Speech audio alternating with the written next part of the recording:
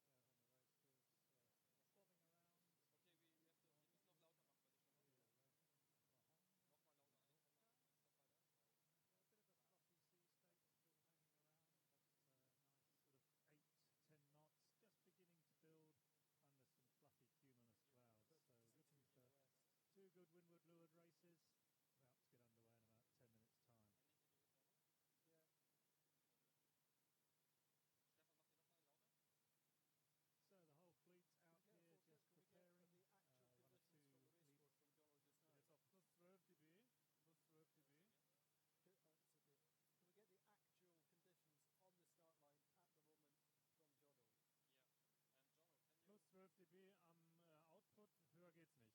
Höher geht's nicht. So whole fleet just behind the start line and jibs holding fire for the moment. Everybody has their main up, but last minute choices. There's a bit more breeze looking like up the race course towards the top mark. Okay, we're out on the race course just before of the 2016 World Championship, and sea state still a little bit sloppy, but a nice breeze just building, about 8 to 10 knots at the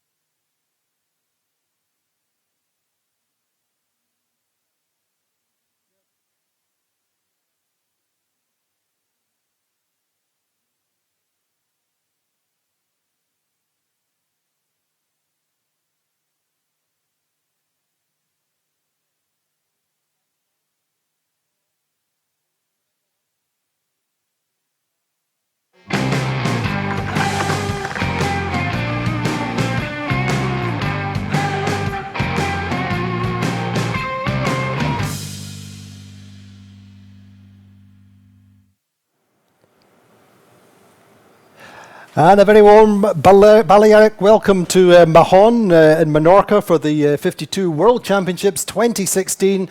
We're into the third day of racing and we're looking at two windward-leeward races today. I'm joined once again, fortunately, by fearless Fergal Finlay from the Gladiators, the boat captain of the Gladiator. Gladiator going well at this regatta. We've had a really good range of conditions over the first 3 days and we're looking at some excellent conditions, challenging conditions. Fergal, how's it been for you so far? It's been really good. Coming to this venue in Mahon for the first time. A lot of the sailors and a lot of the boats, the teams haven't been here before, so it's always nice to come to a new venue. And it's an extra challenge thrown in. And it's been beautiful all the time. Really nice few days of training. Straight into a windy day of racing, and we're loving it. We're all loving it. Absolutely. Fergal says he's loving it, and a lot of the sailors we've spoken to have said that they love it too. Mahon's fantastic. It's an amazing place. It's a beautiful natural harbour. It's a bit more chilled out, a bit more relaxed, and we're having an amazing time here. Spectacular. You know, I mean, I've never sailed here, but going out there the last couple of days has been light, and today all of a sudden big breeze. It looks like Cascais. It looks like Porto-Cervo. I mean, it's just a wonderful place. Yeah, neat spot. Great food. Life on shore is great. I mean, there's so many restaurants. We were just sitting in a little tiny area last night having dinner, and we looked down the street and said, you know, if we had dinner at a different place every night, it would take us 2 weeks just to do this little cove. You know, and they're so friendly and fun. Well, we're loving it, not just because we've had a nice day. I mean, it's beautiful here. The people are very friendly. Food's been great. It's very affordable. It's pretty. I think the cycling's been good. The lads are enjoying that, and I've already told the missus that our next holiday is going to be in Menorca. So Ian Walker, the Volvo Ocean Race winner, confirming that he'll be back with the family to go cruising in Menorca in the future. So that's one to look forward to. The weather today, it's looking to be a little bit different. There's about 8 to 10 knots on the race course, setting up for a very challenging day. We're expecting bigger shifts today. 13 to 16 on the forecast from the southwest, but then going right into the west and northwest. We spoke earlier on with Michele Avaldi. Michele is the boat project manager for Brunello-Sec, a former navigator for Quantum and one of our weather experts. And Michele had this to say.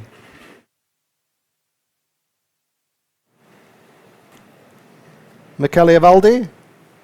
Well, it's going to be a tricky day, another tricky day, because the wind will come off the land, and there's a forecast for a shift to the north, and the island of Minorca will be in the middle of it. So we can have a moment that with very variable wind, and then a potential push of a new breeze up to 18, 20 knots from the northwest or north. So it will be a tricky day. Opportunities, though, for Brunello-Sec? All the time. It's a very open course here, and we've seen a lot of change in the position in the previous races, so I expect we will see much more of those. And your best day yet? Well, still to come, yeah. Still to come. Thanks, Michele. Thank you. Again, it looks like another challenging day. We've got a westerly wind, so it's off the land, so it could be big oscillations, big differences in pressure, so I think it will be another tricky one. Well, we've been a little bit up and down, so I'd say our main goal would be to get rid of the up and down. Hopefully keep the up. Keep the up and get rid of the down. Yeah, that'd be good. So really up and down and variable conditions seem to be the watchwords from the morning. Seems to be a regatta so far where it's been very difficult to be consistent. Yeah, we've seen a range of conditions over the last 4 races. And well, you look at the scores. Some people are having good and bad, like Ran. What John said then, they've got a 9, 2, 2, 10. So they're trying to get a bit more consistency. But a real fearful symmetry there for Quantum Racing. 2, 1, 1, 2 on 6 points, leading by 13 points at what you almost call the halfway point through the regatta today. Azura 110, 7, 1, a little bit patchy in the middle, but bookending 2 firsts on 19 points. Then Platoon, reasonably consistent. They've managed to chip back in from poor poor mid-race scores, and they've got up to get some decent scores. That 7th yesterday was very, very unlucky. But they're in 3rd place in Provezza on 22, Gladiator on 22, Iran Racing 23, 26 for Allegri, and then moving down to Paprec. Paprec have actually had some good results in there. Very unfortunate on the second race of the regatta when they had a problem with their backstay and had to retire. Sorsha, second regatta of the season, doing quite well with some nice 4th yesterday. Phoenix, first time in the 52 Super Series, first time in the 52 World Championships. Had a 5th yesterday. Brunelesek, well, they were our dark horse for this regatta, and really they've been underperforming, as indeed have Sled. But our French friends on the Paprec, well, they're very, very interesting. They're bringing on young talent, as we saw in our as we saw in our highlight clip that many of you will have seen online this morning. But they're interesting. Their average age probably on the crew is probably 25, 26, and their real focus is in bringing on new talent, and it's really been working for them just now. Yeah, it's really nice to see a boat with such young and fresh faces joining a fleet of such experience and such depth of talent. You see the average age across most of the boats here are into their late 30s, 40s, maybe even 50s. But these guys are legends. And Paprec trying to make new legends, I guess. That's right. And the only thing Stefan was saying was a little bit hard to manage them at home in the house. He starts to feel like he's their dad at times. But they've got a real depth of talent. They've got a couple of guys who are doing top end of the 470 fleet, 470 youth fleet, and they've joined the team this year. And a young lady who's joined them for this regatta, who I believe was second at the SB20 Worlds in Cascais and won the previous year. So there's a real hot young talent coming through in that class. And we were just saying a few words about the Phoenix having Paul Kayard back. Paul was with the TP52 class way back in the beginning. He won the championship before with Artemis, and then went on to sail with skippering with Desafio. And so it's great to see him back, but one or two very, very experienced sailors with him as well. We've seen Paul Kayard, who's a legend, one of my heroes growing up. I remember sailing against him in the Worlds in Valencia 2009. He was on Artemis and we were on Weapon of Choice. And I remember seeing him on the dock and thinking, I remember watching you sailing through the Solent on EF Language in 98. So it's nice to have him back, and my old friend Marco on the main sheet, sailing with him as well. So nice to have him back. We'll watch and see how they get on. They are certainly making upwards progress. He had a good coastal race yesterday. We're going to go out onto the race course and see how the conditions look as we set up for race number 5 of the 2016 World Championship.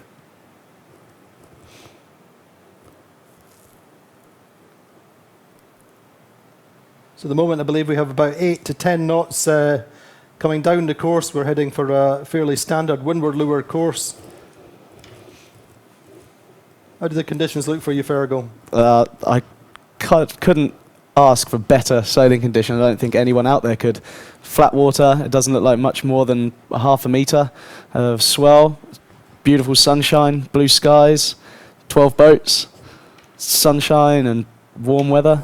You couldn't ask for better. You couldn't ask for better, but one of the key things that we've noticed, even we have a 12-boat fleet, a little bit bigger than the last regatta in Portals, and the 1 or 2 extra boats make a big difference on the start line. Trying to find space and speed off the line is so much harder.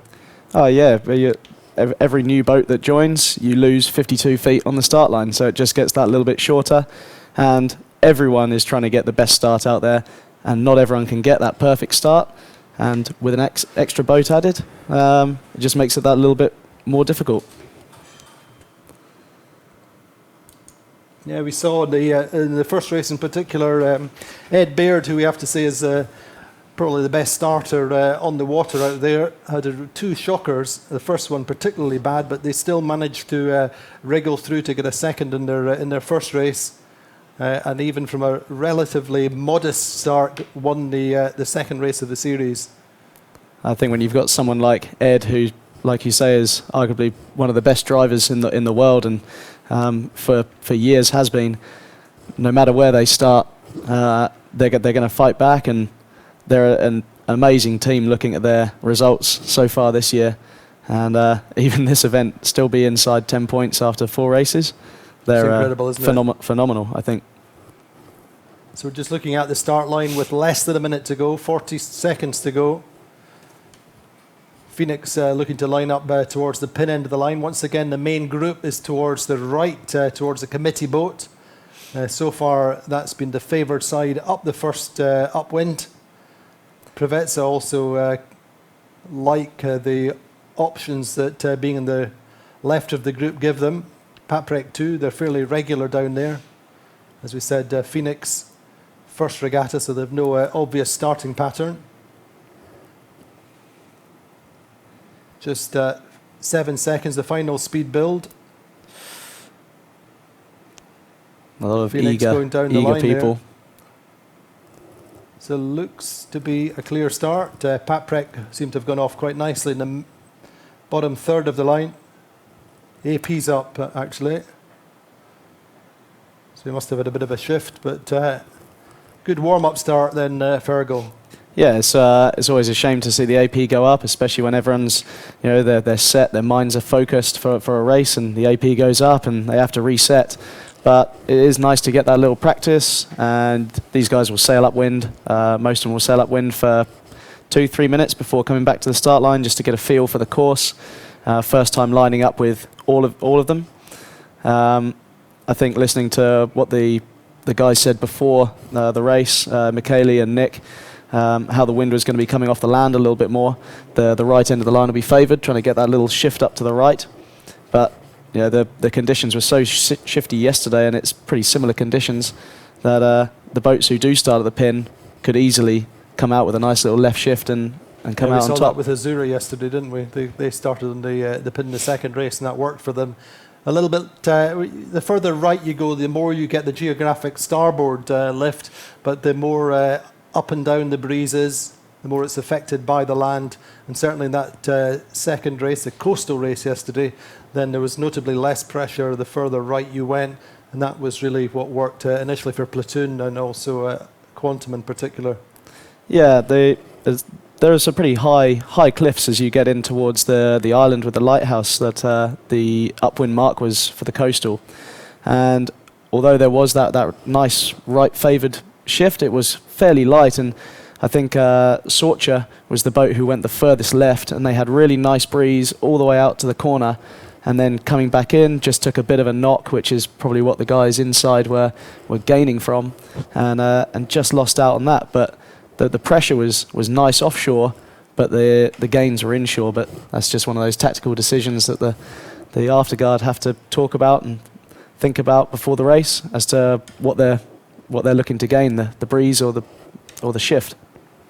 So I'm obviously duty bound to ask you how the Gladiator regatta is going. It's the best one yet. You're lying in 5th place overall, 3/4 and that 10th in the first race yesterday, but 3/4 is pretty good going. It's so nice to be in that consistent. Something we have lacked in the past is consistency, and it just looks like, I don't want to jinx anything, and if anything, I'd like to see it higher, but it's so nice to be right in the mix, and, we were unfortunate to get that 10th, but our starts haven't been great this week, which is notable in our debriefs, but the fact that we're plugging away, and it's so easy to watch this high level of racers sail off when you've had a bad start, and for moods to drop.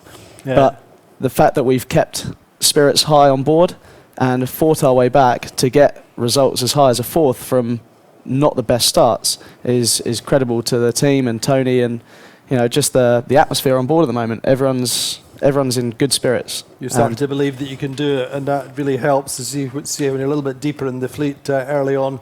You fight back, and that's always been the touchstone, as it were, for Quantum Racing. Quantum Racing have fought through the fleet all the way through the season. They've not always been top 3, top 4 at the top marks, and that really is the hallmarks of the champions. They have this big lead in the 52 Super Series at the moment, but right now their focus is on winning this world title. Yeah, I think it's the same for all sports and all team sports, that no matter how you're going until the final whistle or the final gun, you keep 100% focused and you just fight and fight and fight. Because you never know what's going to happen. You never know when that shift's going to come. There's so many variables in our sport that means the guy who's 200 meters ahead, like Platoon in the coastal yesterday, is not a dead cert that they're gonna finish there. There's so much going on, and if the guys behind just keep on fighting, then they pounce on each other's mistakes out there. Very, very easy to lose 2 or 3 boats on the finish line or close to the finish line, isn't it? Yeah, if that was a reference to Gladiator in not at all, the not at all. coastal. You see, no, you do see it happening all the time, where I think people tend to relax, or just it's the final run in. So often, you have the first, second, third go through, and then it's a big gaggle, and it's so easy to drop through the back of that pack and lose 2 or 3 boats close to the finish line. Yeah. Anyway, Azura have had a slightly better regatta. Won the first race, won the coastal race yesterday, but they were 10 and a 7 in the middle. But they do seem to be going better, and I think one of the teams which really is affected by confidence levels when they benchmark themselves against Quantum so much and so closely, then it's very easy to feel overshadowed by them. Azura last year, we saw an incredible team, and they deserved every event they won and the overall championship, and they came here to defend their title. Obviously, a great start, and unlucky to get that 10th. And it's just, I guess, unfortunate for them that Quantum are just absolutely on fire this year. And I think Quantum as much are propelled by the fact that they finished second last year. That really hurt them as a team. And I think they really had a long, hard look at themselves and really came through the winter working extremely hard on every area of their operation, and came out absolutely hit the dock running at the start of the season, and since then the momentum really has never stopped for 1 second. No, those guys, they don't let up. Every day for them is focus, and it's focus on winning. It's not focus on going out and sailing well, or it's winning. They go out to win, and no, they do, and all credit to them for doing so. And like you say, they had a good winter. They were over in America, and they did the Key West Regatta, which we did as well. And it was exactly the same there. It wasn't the Super Series. There weren't 12 boats. There were 4 of us. But the intention was still there. And it was that focus, going out and winning. And it doesn't matter what regatta it is or the level of regatta. It's just that one aim. And, well, it's what makes a champion team. And it obviously helps having such talent that have sailed together for so long. And obviously the World Championships coming at this point in the season. I say once Quantum Racing have got a little bit of a lead, it really does represent a standalone opportunity to come away from the season with a title. The mere fact it's Quantum who are leading just now, but it really everybody's upped their game and are totally up for a World Championship. I think there's just something a bit more special about a World Championship. There's that title at the end. You go off and win a cup. You could win the Scarlino Cup or the Week of the Straits, and you want to win it. It's just as important. But that title, World Champions at the end, it's just got that extra special. And I think everyone puts that extra 10% into trying to win a World Championship. And well, being out in the water and watching the racing, everyone is. There's just such a high intensity out there to come away and win, that you come in, and when looking at teams who are normally mid-fleet, Brunello and Sled, having a bad regatta, it must really affect them because they're pushing so hard, and it's the calibre of the fleet that means you can't get back into it, can you? And it's these 2 teams in particular, Brunello second in Puerto Portal's in July, the last regatta we sailed, and Sled third overall for the season last year, sitting in 11th and 12th, and it really is indicative of the strength and depth of this fleet. And neither of them have started particularly well. On the first day, I think Brunello had 2 absolutely shocking starts, and there was no way of getting back into it. And then yesterday, the second race, the coastal race, they had a real bad one from about a third of the way through it. They were one of the teams that ended up offshore trying to find something different and really did not fare very well with that. Yeah, sometimes you just have to do that when you're going round and you're down the back a little, and you think, well, I'm not going to overtake them by following them. We've got to make a change here. They took that option. I think it was them and Sorcha went out to the right downwind, and it didn't pay for them, but it could have easily. They could have gone out, found some new pressure, one jibe all the way down, and they tried something different. It didn't work, but credit to them for trying. Absolutely. Anyway, let's have a look at the highlights of yesterday's racing when we say we did windward-leeward first and then a 17-mile coastal race, which really, there's a little bit of everything happened in that one, and Azura won. So here's the highlights of yesterday, day 2.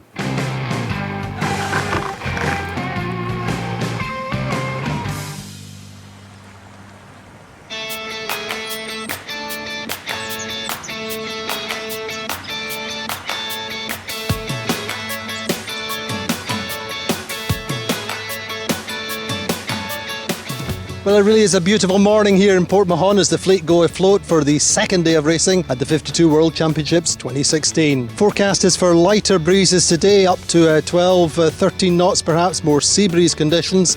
Had a fabulous opening day, and the second day looks to be a cracker. Well, it was a pretty good opening day for the young team on the French boat, Paprec, with a third in the first race, their best score so far this season.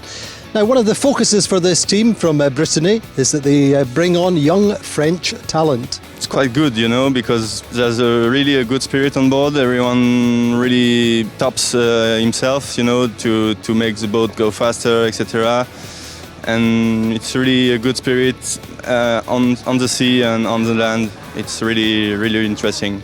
To have all these young people, it's like you go sailing with your kids. You have to be on their back all the time just to clean the house, clean their bedrooms, and it's it's just life. It's funny, but it's true that it's not like if you are only with people between 40 and 50.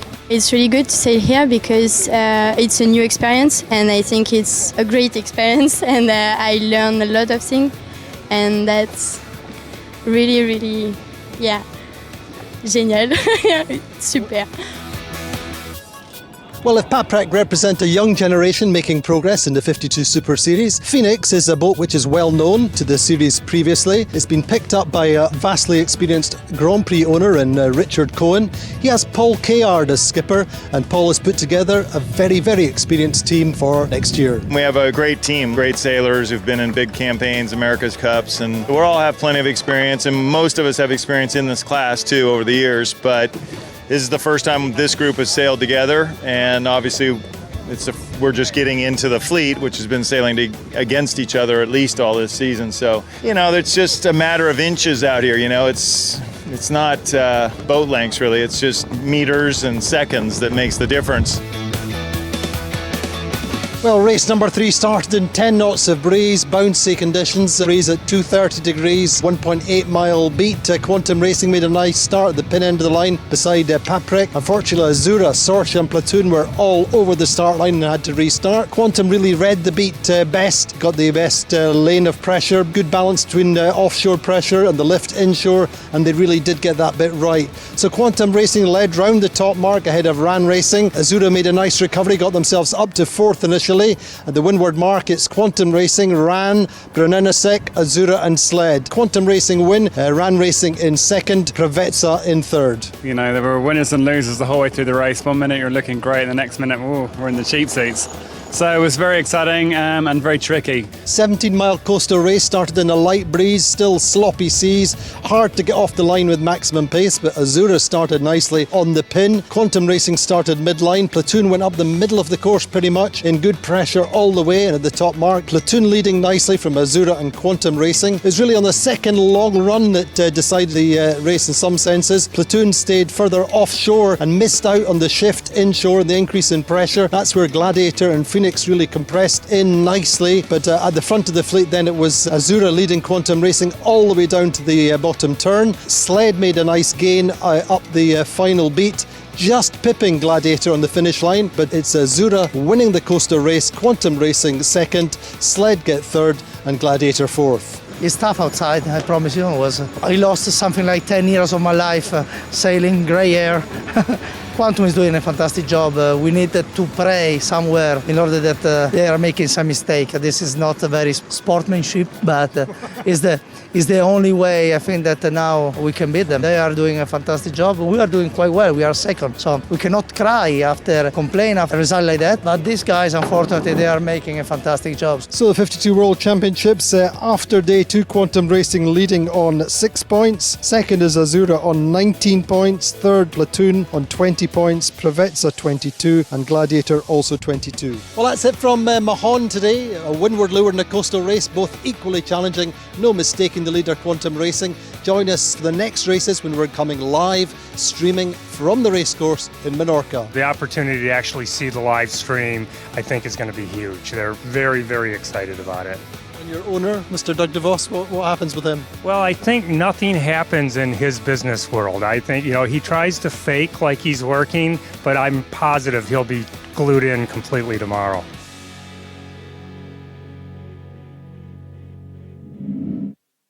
Well, that was yesterday, the highlights of yesterday. A warm welcome if you're just joining us.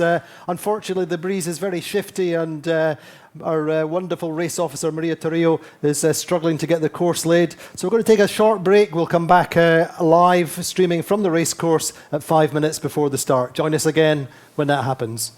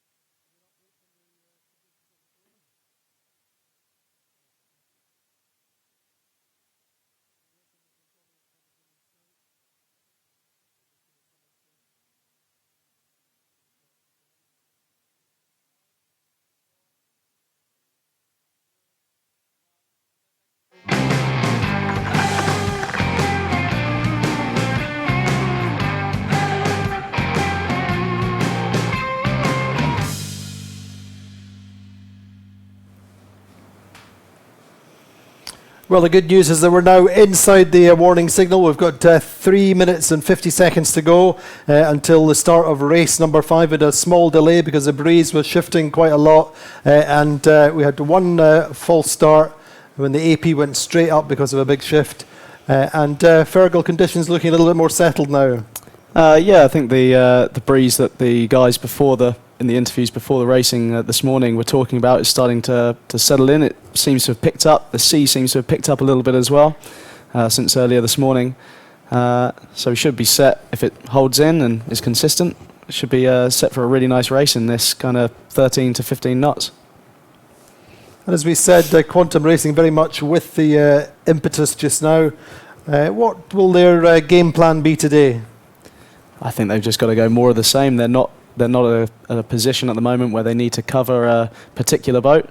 Obviously, Azura are going to be trying their hardest to keep away from them and sell their own race. But Quantum don't really need to do much defending at the moment. They've got a really nice lead. It was quite interesting for me in the second race, I think it was, where Azura came off the line, very definitely trying to hold Quantum in check off the start line, and they just couldn't do it. And that I think that's more demoralising in a lot of ways. But correspondingly, yesterday when they kept Quantum in check most of the way around the course, then it was certainly good news for them. They could hold them off for speed round most of the coastal course yesterday.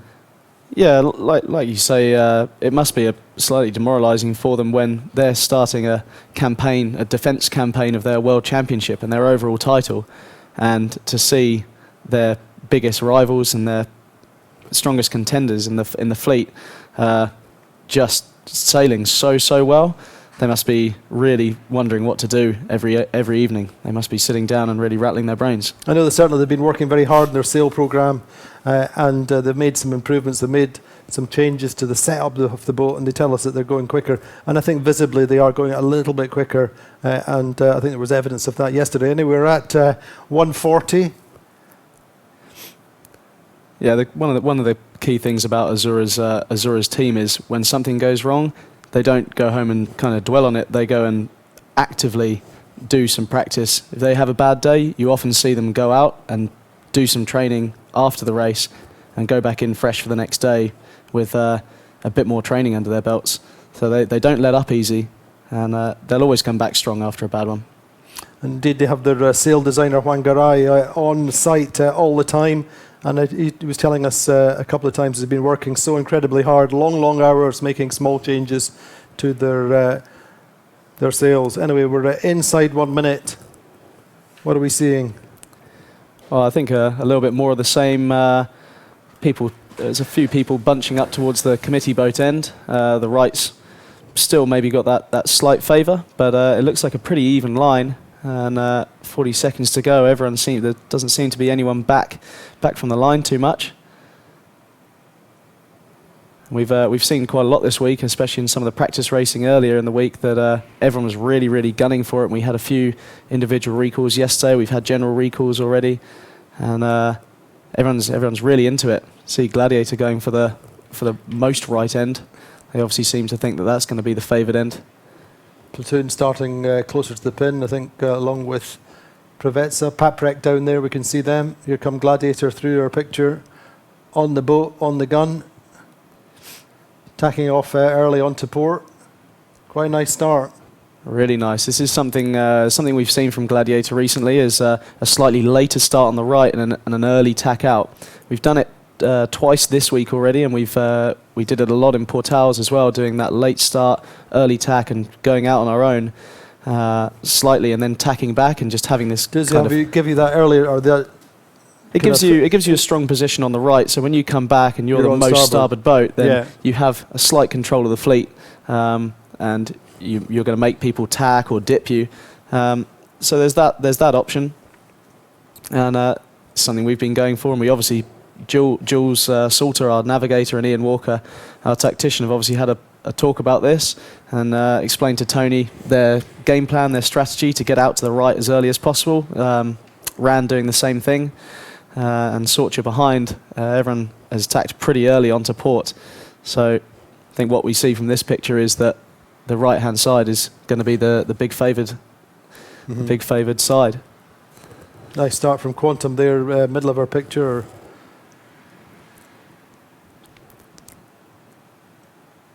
I think Ran got a really good start on starboard, full pace. I think that everyone got a really good start actually. By most, Allegre may have been over. They seem to be a little way behind the pack. They may have had to dip back and recross the line. But like I was saying, that everyone's been really eager this week, and maybe it's down to it being that the World Championship fever that we spoke about earlier. I'm sure the people who feel that pressure most are the owner drivers. Just everybody ramping up the pressure on the start line. And it's just a question of centimetres on the line, on the gun. And it's really, you have to be very clear in your communication, what you're wanting from the driver, from the helmsman in the final seconds, the final speed build. And sometimes it just doesn't go to plan. Anyway, Ran Racing looking pretty good there, though ominously Quantum Racing slightly to weather and going well. There's Azura there just behind and to weather of Ran. Platoon in the middle of the pack there. One thing we may see as they come over to the right, as Michele said earlier, there's this wind coming off the land. We might see a little left pressure, which is why everyone's heading over to the right so early. We may see Gladiator taking a lift early on, and then as they get closer to the rocks, much closer to the rocks, taking a little header and getting the right-hander really close to shore. And, well, for me, I hope it works. You are not allowed to be biased. Anyway, Phoenix seem to be going quite well. Good start from them. Peter Holmberg is a tactician on board there. And Paul Kayard steering the boat. It's very much a toe in the water exercise for them just now. The owner is not with us here in Cascais for the first time, but this is pretty much a reconnaissance mission for the owner, I think, and just learning the levels, learning what they have to do, and we already know that Phoenix will be doing the full season with us next year. It's so nice to have that boat back. When they were with us a few years ago, it's kind of the oldest new boat out there. That's right. It's the same design as a lot of the 2015 boats, the Boateen boats. And to have that boat back, and it was competitive then under its Brazilian owner, and to have it back is really good. And doesn't seem to have been lacking for pace, really. No, I don't. One or two moments, I think, where it's been about learning how to change gears and the different modes. That's what they're learning just now. But in terms of raw speed, they haven't struggled significantly. Talking to some of their crew.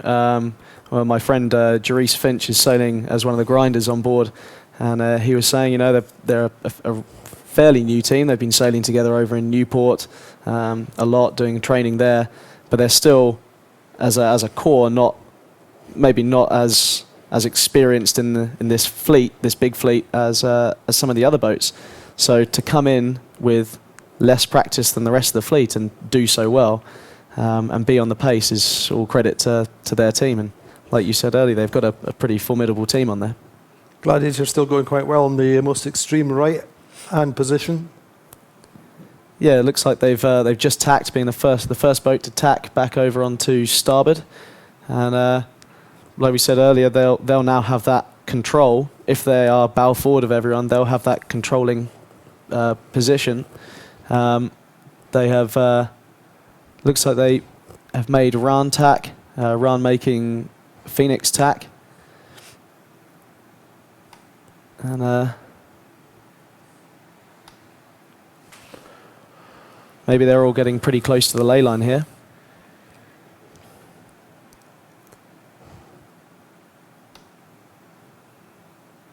Quantum look good in the meantime. Bow forward. I think Quantum got a good start, good clean air, and once they're in that straight line, Ed and Warwick, the main trimmer, they lock in together, and they make that boat go like a rocket ship. So as soon as they've got that clear air, you see from here how well they're going, and yeah, it's been the same all season for them.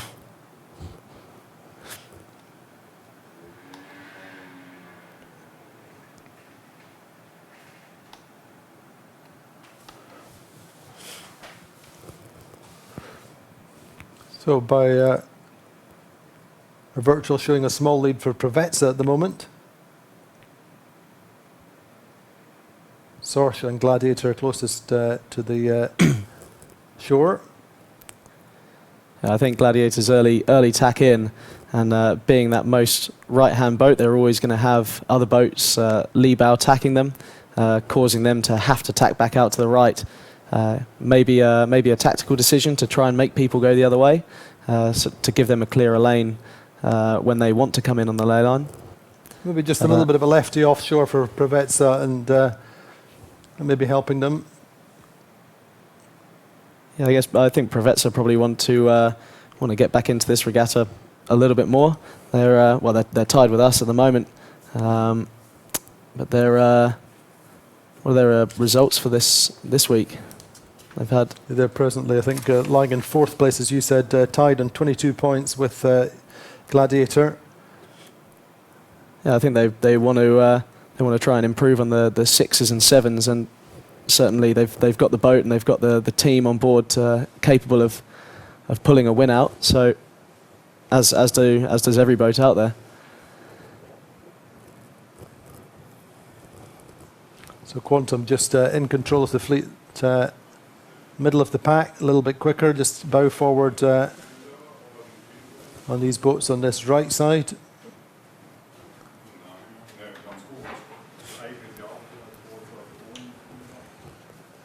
Azura in quite a nice position also in the right-hand group. Quantum just tacking across. I think that's a bit of looks like a bit of fleet management from Quantum there, just tacking to cover all the boats down below them and stick with them. It's not often you'll see Quantum go off and do their own thing. They'll stay with the fleet and make sure that everyone's together and try and, especially in the position they're in now, kind of control the fleet a little bit more and make sure no one gets away from them too far.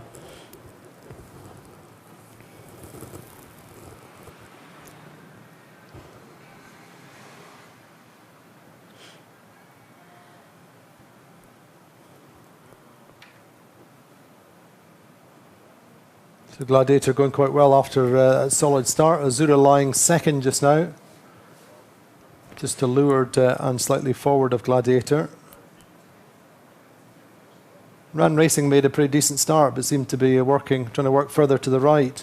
Yeah, I think they looked like they were in a position when everyone started tacking over onto starboard that they kind of got bounced around and forced away from where they wanted to go. Sometimes the decisions that the tactician makes and where he wants to go, it doesn't always work out for him. You get controlled by the other boats so much.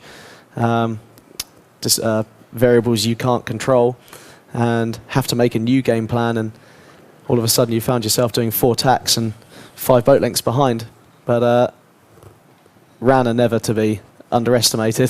They can come back. They're another team who won't give up, and we saw that in the Coastal yesterday that they weren't having a great result at the beginning. They did well and down then that, they came the back long into run, the finish. Well, they all came together for the long downwind, and I mean they suffered a 10th, but they were much further behind in 10th than when they actually finished. So you give that race another 2-3 miles, and it could have been a different story.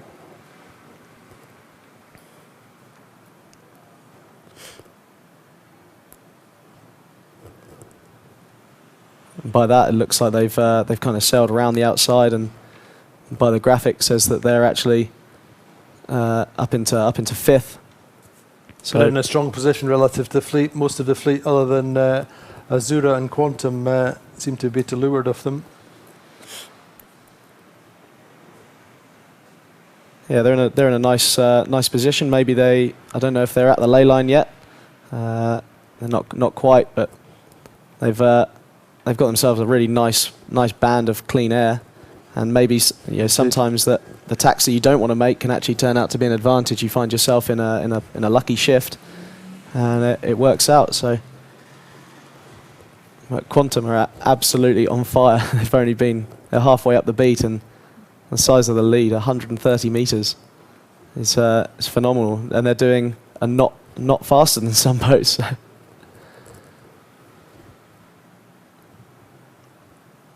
You can just see that 9.56 compared to Azura. Azura just touching 9.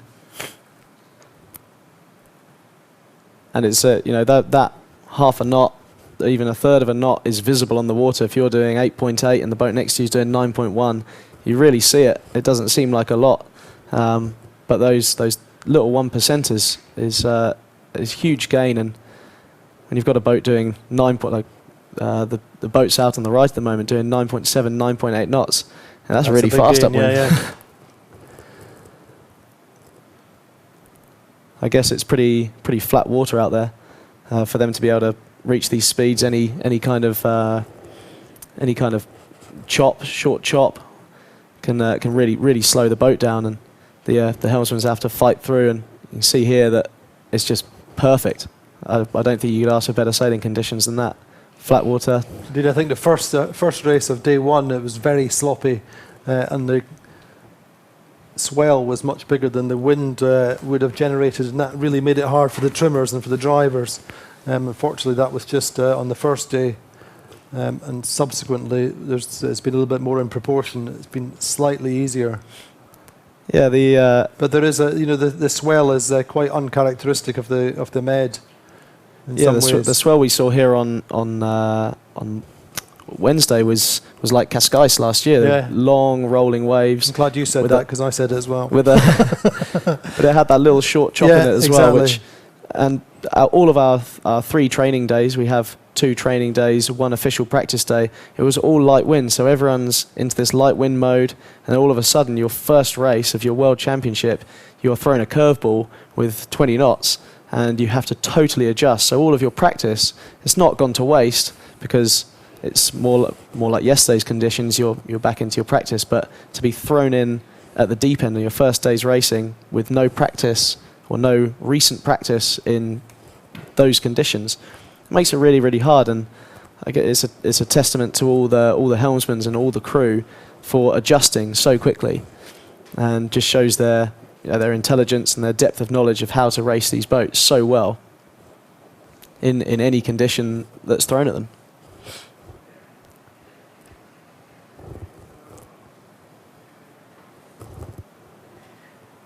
So that right seems to have paid quite nicely for Sorcha in the meantime. We saw that a couple of times.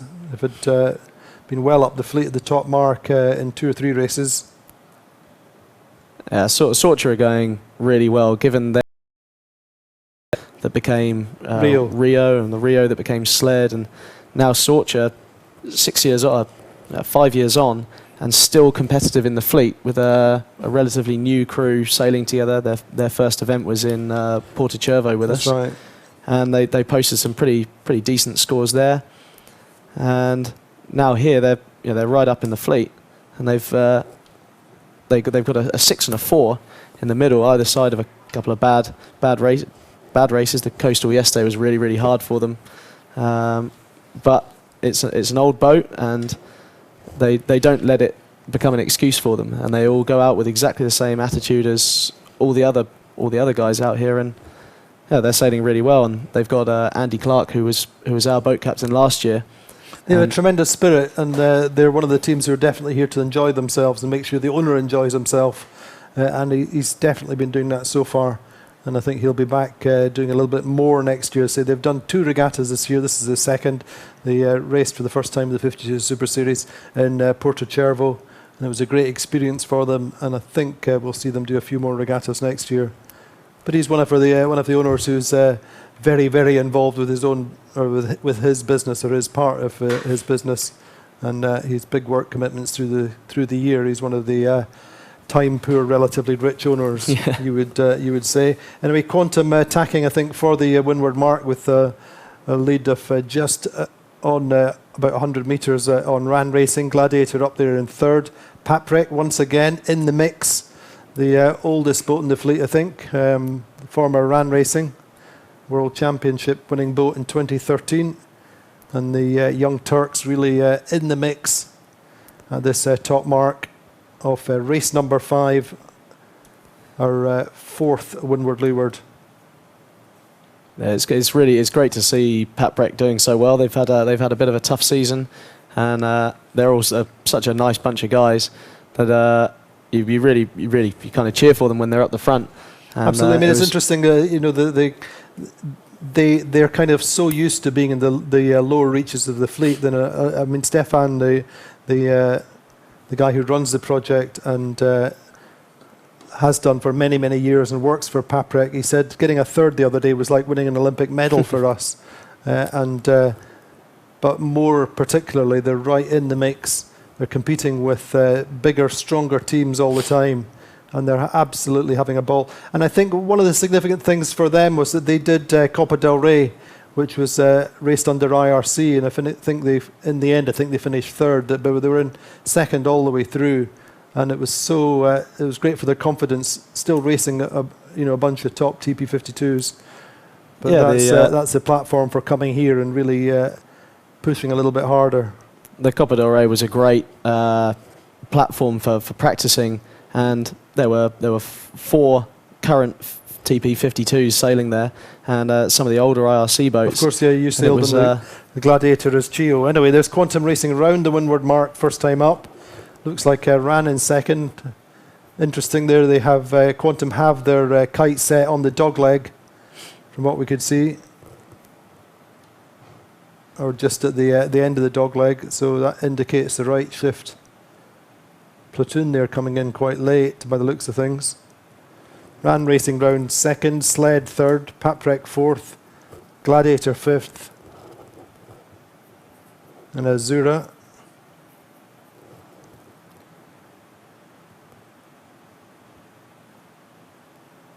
And Sorsha. It was. It's interesting to see how well the right paid early on, and not see some of the boats jibe set quickly. I would have thought, given that little righty at the end, that you'd see a few more boats jibe setting to get back into that pressure.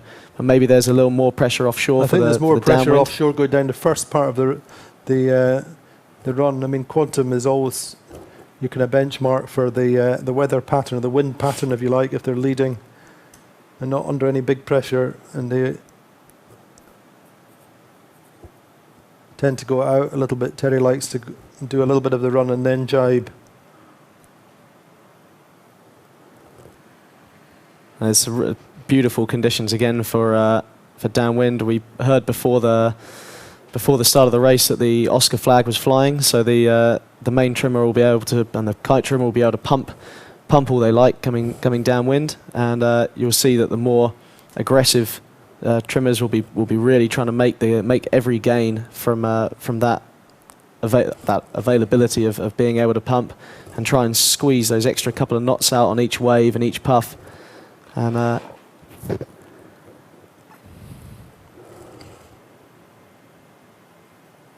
Quantum just showing just that sheer dominance we've seen in the last 4 races, and to extend 115 meter lead over such competition after it's just pretty 20 ominous, minutes, isn't it? It's I think everyone's out there wondering, how do we beat these guys? Well, they're doing 11 knots, and Ran are doing high 9s and just hitting 10 now.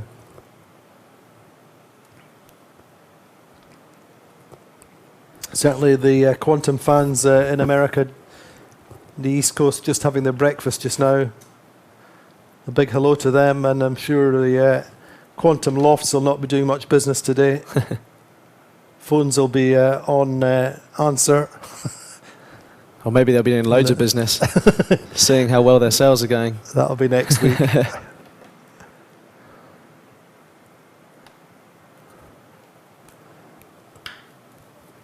Anyway, so we are watching Quantum going down the first run of race 5, the 52 World Championships, streaming live from the racecourse for the first time this season. We had a live streaming at the end of last season in Cascais, and the size of the audience and the enthusiasm of the audience really indicated that it's worth pushing to try again this year, and we have high hopes for next year. So there's a nice shot of Sorsha, Peter Harrison, British flagged boat. Very experienced team. They've got to keep their eye on their mid bowman, Keith Glynn. He's very small, and they've got to make sure he's kind of tied down. Still there. He doesn't float away in the wind. He's a very small fella. He's smaller than me. That small? Yeah, he's really small. Sometimes you can't even see him. He falls through cracks in pavements all the time. A few words about the different guys on board. Well, they've got a mainly British-based team. They've got Keith Glynn, as I say. Well, he's Irish, from Dublin in the mid-bow. They've got Dan Gold from Hamble on the bow. Andy Clark in the pit, who's an incredibly experienced pitman and bowman, knows exactly what's going on. Project's run by Campbell Field, who is one of the most experienced and successful navigators around, and Cameron Dunn, who has vast experience in the 52 class, going way back, used to be with Synergy. He's doing tactics. And Dickie Parker doing the mainsail. So going well just now, in 5th place in the water. Pressing hard behind Sorsha. So big hello to all the Sorsha fans at home with nothing better to do.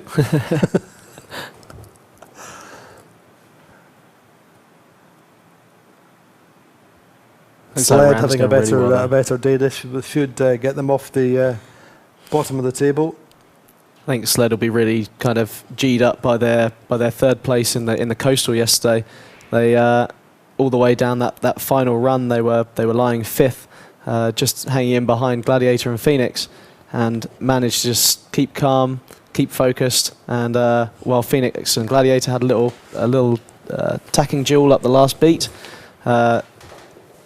Sled were kind of just allowed to do their own thing and really made it pay for them, and snuck round 2 boats in the last mile of the beat, and managed to get a 3rd. So after a string of pretty bad results from their point of view, 11, 11, 12, they really needed to get back into it, and a 3rd will really motivate them to go out today.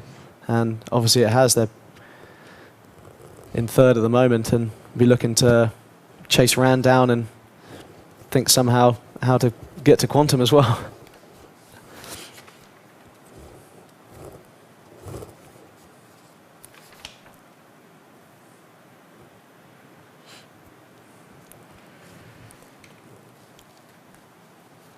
So Paprec just dropping very slightly. I think they've lost Zura down that run so far, but still in the middle of the fleet.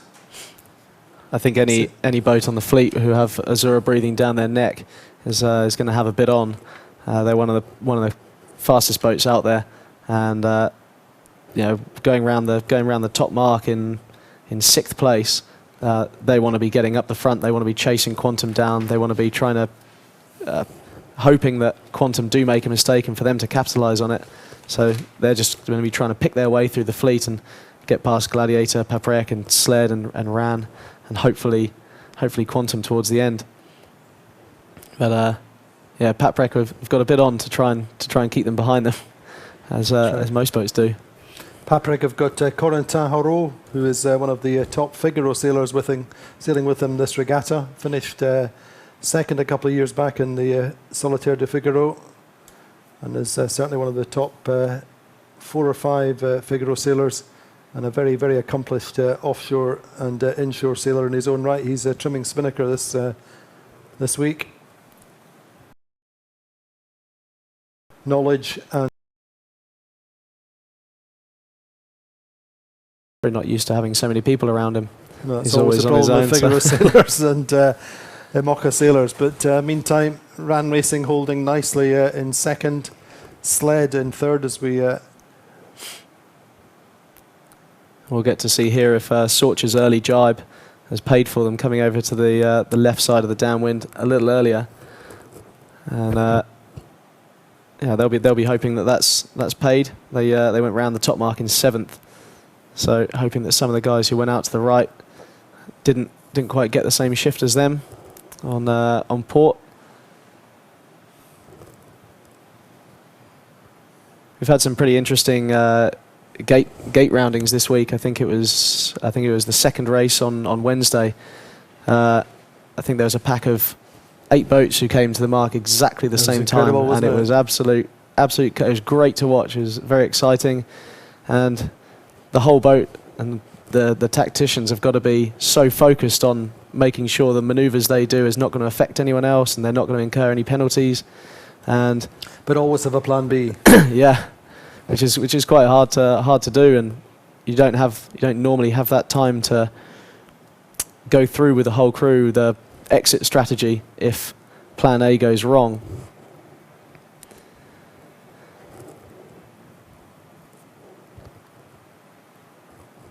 They seem to be holding on all right, and by the graphic here it says they're up to fifth. So maybe that early jibe did pay off. But they've got the whole fleet coming over on port on the other side, hoping they'll be skirting in front of them. Gladiator still in fourth. Your little heart must be in its mouth. Oh, I'm not worried about them. They're all right. They'll do all right without you. But yeah, it's nice to see in the middle of the fleet and going quite well, battling with Sorsha. Yeah, it's nice to have a bit of friendly competition with guys who have been with us in the past. So we have a lot of fun on the dock with Andy, and it's also Marco Constant, who's the main trimmer on Phoenix. We have a lot of jokes with him. He was with us all of last year. So there's that little friendly competition we have, mainly on the dock, but everyone's is dog eat dog out there, and as soon as there's no kind of love lost when you're out on the water. We're all friends, but there's no affinity left over. Once you're on a different boat, you just want to beat the boat you were on, just like normal.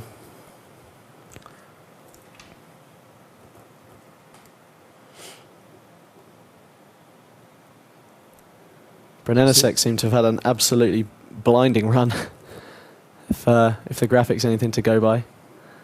Went round in 9th place.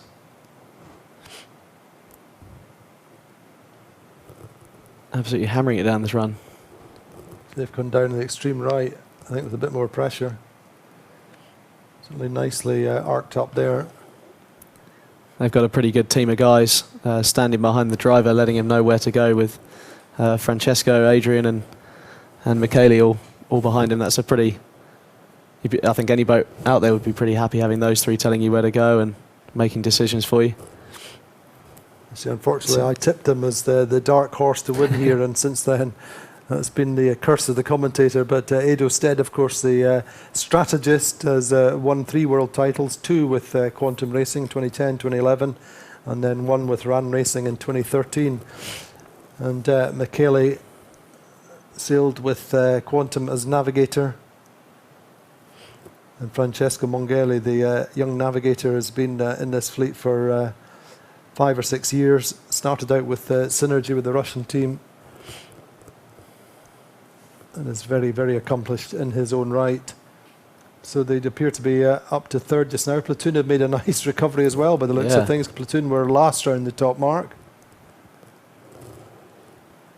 I guess that's them out with Azura on the far right. Maybe there was a nice big band of pressure for them to sail down in.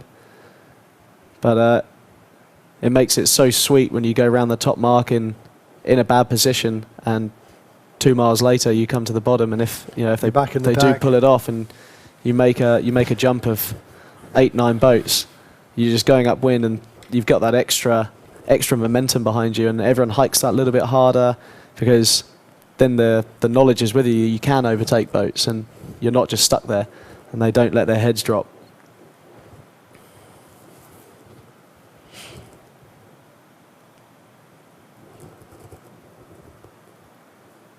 I think Quantum just happy to sail a nice clean run here and not let anyone do anything too drastic, and you probably call that. Let's talk us through their drop there and their manoeuvre.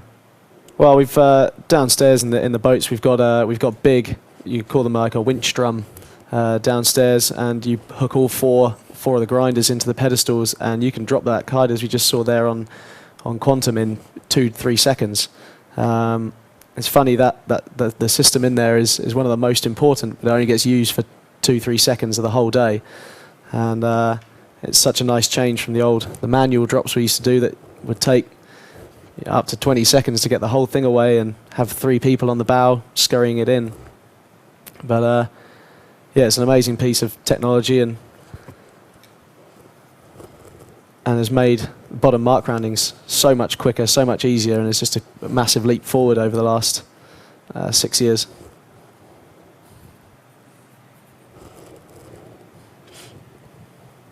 Sorcha made a massive jump there. Yeah, Ran Racing still holding on to second by the looks of things. Sorcha up to third. Changing all the time as we come into this Leeward Gate. Two leaders seem to have gone down round the right-hand mark looking upwind. Sorcha coming to left-hand mark looking upwind. Paprec holding on to their fourth place. There. Big gain for Brunasek. Platoon just settling their gain. Nice six boat jump for Platoon to.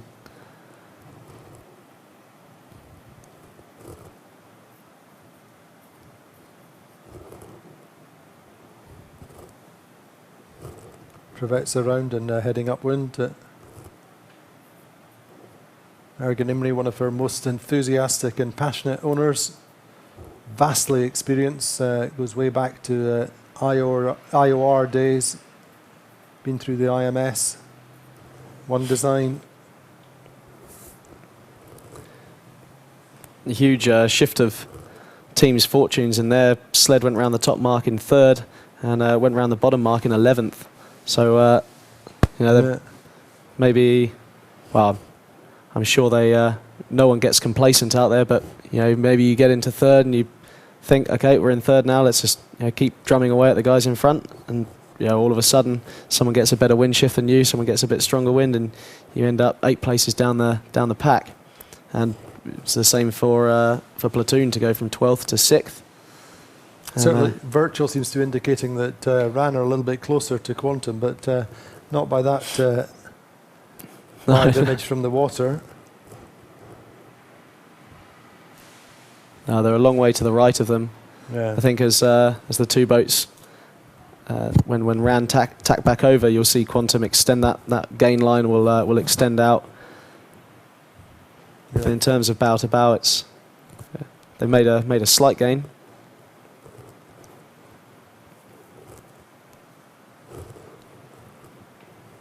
Sorcha and Paprec really flying the flag for the older boats and not letting anything get in their way and not let that kind of fear loom over them that they're racing against more modern boats.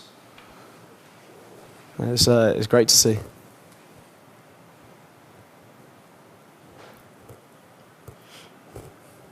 But a great race course, having come almost directly in terms of consecutive regattas from Palma and Portals, where it's so often one-sided, to come here where it's changing every leg. Yeah, it really does open up the game, and it's much more a test of tactical skills. Paprec up to third,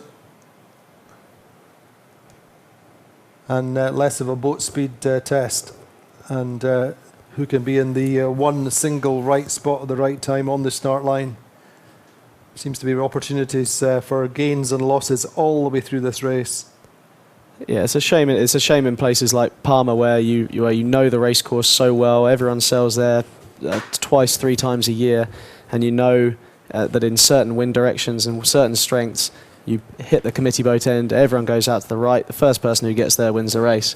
So it's really nice to come somewhere so close for us who have to do the deliveries. It's nice, and to see a much more open and broad race course that the changes can happen so easily, because in a one-sided race course you don't really have that option of saying, well, let's try our luck over there, because it's not going to work. There's no passing lanes once the race is underway. Really. Yeah, it becomes a bit of a procession. Your order off the start line and halfway up the beat is the order at the finish. Exactly. You're kind of counting on mistakes more than your own ability to overtake boats.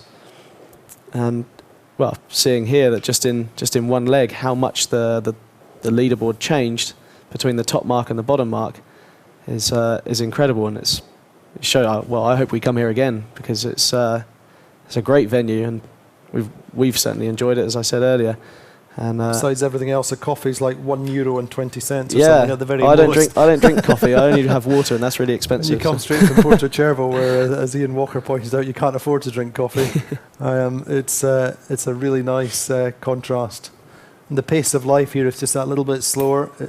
It's not a criticism to say that it feels like a Balearic island 20 years ago in some respects, but lots of nice restaurants, beautiful scenery, and a great race course, and perfect for what we want as a racing team.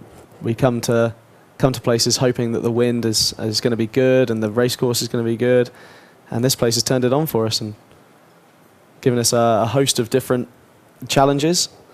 And I think we were joking about the price of coffee and things like that. The amount of money that some of the teams spend is quite scary in some respects, but nobody likes to come somewhere and feel like they're getting ripped off for the simple things in life. And so coming here where prices are realistic for just about everything, then it really does leave a much more positive feel, a much more positive ambience all the way through the crews and the owners. Yeah, for sure. We like you say, the budgets that we spend on these boats is phenomenal, given that it's one boat, it's 52 feet long, and it races for 10 hours a week or 5 times a year, and we pump so much money into it, and we get to come places and to feed a team of 20 people, because you've got all the shore crew, all the race crew. There's lots of people, background staff. To feed that amount of people, it's not a cheap thing. So it's so nice to come to a place where you look at the bill and go, that's more not like so it. bad. No, of course. Anyway, you can see Cedric Chateau, the helmsman on board Paprec,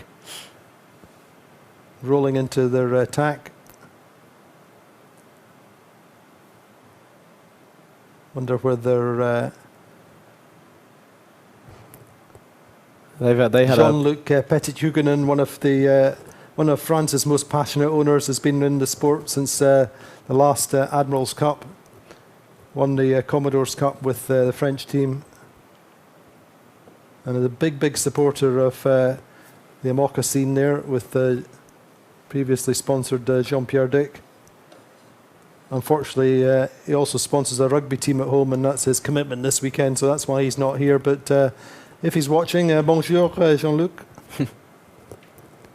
He'll be very happy to see how his boat's going at the moment, and how his team are faring up with such a young team, as we said beforehand when we spoke about them, going up against such a massive team, such massive teams, and such massive competition. For them to be where they are is brilliant, and it was really unfortunate to see. It's unfortunate to see any boat do damage on the racecourse, but losing their backstay would have hurt them. They were in 4th or 5th at the time. Yeah, we were commenting of how well they were doing whilst we were watching the racing, and then all of a sudden their jib was down and they were going the other way, and it's you don't wish it on anyone out here, but especially not a bunch of guys so passionate, and to happen to a younger team. So Ran Racing holding in there. I think they made a small gain. They're under 100 metres according to the Delta on virtual just now. Just staying in step pretty much with Quantum. And correspondingly, Quantum just keeping a bit of a loose cover on them. But fabulous conditions. Really to order. I think probably 12, 13 knots of breeze, maybe a little bit more. Yeah, it was interesting at the bottom mark that Ran chose the left-hand mark, Quantum chose the right-hand mark, so maybe there was a small gain at the bottom there, and that's where they got their 30 metres back. And if there was another gate, they'd probably want to do the same, and Quantum might change their minds as to which mark they go around to keep their overall lead. But certainly the top two boats have got a nice lead there. You'd have to think it was. Race was settled for them, you would imagine, in these conditions as they approach the windward mark, second time up. Yeah, once you get that kind of lead and clear air away from the rest of the fleet, who are still making each other tack off and making each other dip, once you're in that position of being able to do what you want to do, it makes life a lot easier. And you just normally see that leader just extend and extend all the time. And I think we'll probably see that now for Ran and Quantum just kind of getting away. So the leaderboard, as we pointed out before we went onto the water, was very, very close through third down to seventh place, really. Third place is Platoon going into this race on 20 points, and seventh Allegra in 26. And in the middle of that group was Ran Racing on 23. So if they get a second in this race, then I'd imagine they'll get up to second or third, looking at the position that Azura are in at the moment. Azura holding second going into this race, 1 point behind Platoon, and 4 points ahead of Ran Racing. So I think that's our projected leaderboard there. Your young eyes can see a lot better than me. yeah, Ran and Azura there tied. Will projected points. Azura and Ran will go tied. 25 points. Quantum still inside 10 points after 5 races if they go on to win this. Terry Hutchison always tells us the magic number is 4. Be inside 4 in every race, then you've a good chance of being in contention on the last day. But inside 2 in every race is pretty scary stuff. Anyway, here we are looking at Paul Kayard on the Phoenix momentarily, not having such a great race. No, I think this is a learning regatta for them. Yeah, as Paul said, coming back into the fleet, they're concentrating on next year, and this is just getting a little taste of what's to come, and they can report back to the boss in terms of next year what they can expect.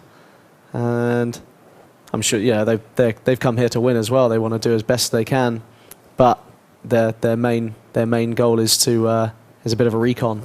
Mm-hmm. And but I gather they have Steve Calder in the coach boat. Very experienced North sail designer, and he'll be feeding back and looking at what improvements they can make to the sail program immediately going into Cascais, and then going forward through the winter, ready to start off next year, 2017, in Key West in January. It was interesting what you said about Quantum and Terry Hutchinson, their tactician, saying 4 is their magic number. If you keep inside 4, then you're gonna have a good chance of winning the regatta. They've have this season, out of all the races we've done so far, they've only got 3 results outside of the top 4, with a 9th, a 6th, and a 5th. So you look at trying to get on the inside of 4 for a regatta, but to do it for a whole season minus a few races, then they deserve everything that they get at the end of the... Completely. It's an incredible standard to set. And, you look back at last season, just once again to underline what made the difference last season was, I think, Azura were at their strongest. They had an obvious speed edge in the early part of the season when all the boats were brand new. They won Palma Vela and were a little bit quicker there, and then that really was their platform for the season, and won in Porto Cervo, and then came to Portals to the Worlds, where I think they opened up their biggest gap. And at the same time, Quantum Racing were through their own choice. They wanted to involve the DeVos family more as owners. They wanted to involve them more in the program.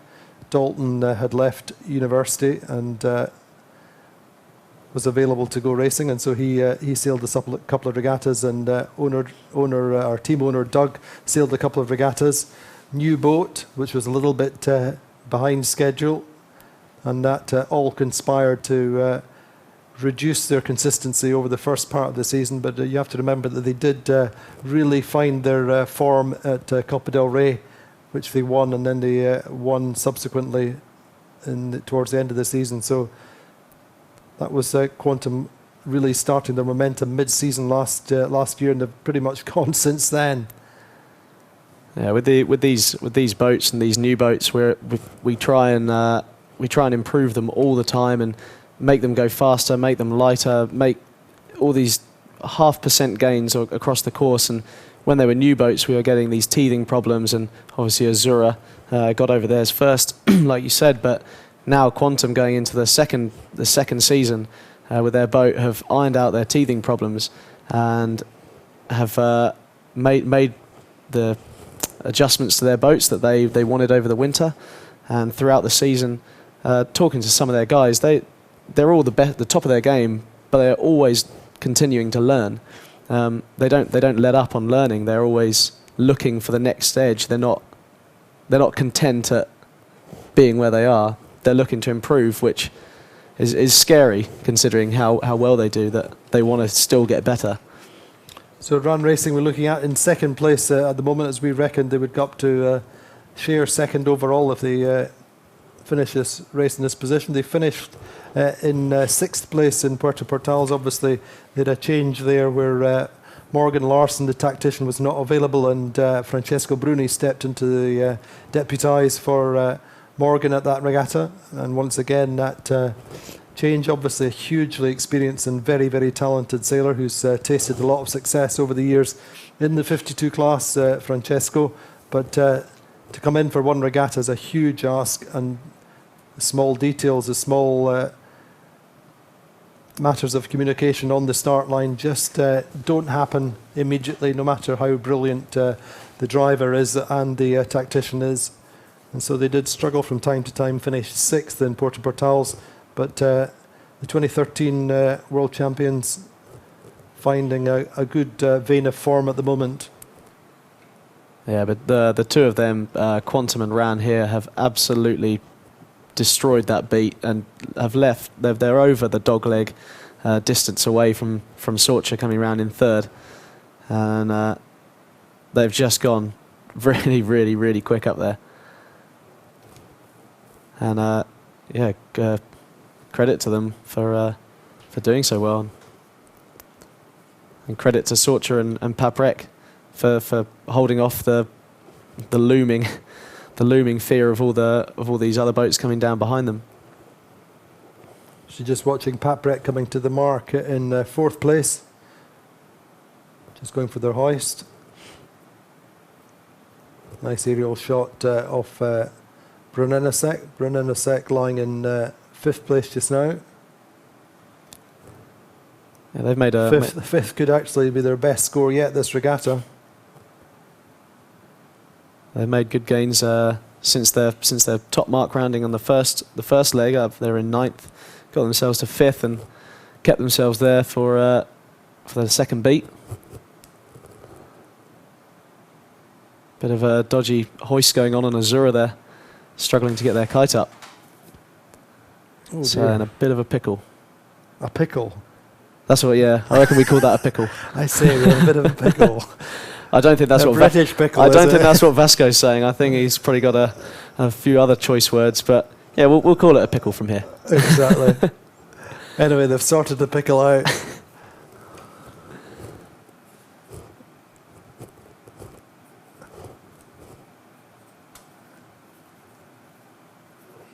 Prevets just a little bit overpressed there as they come out of their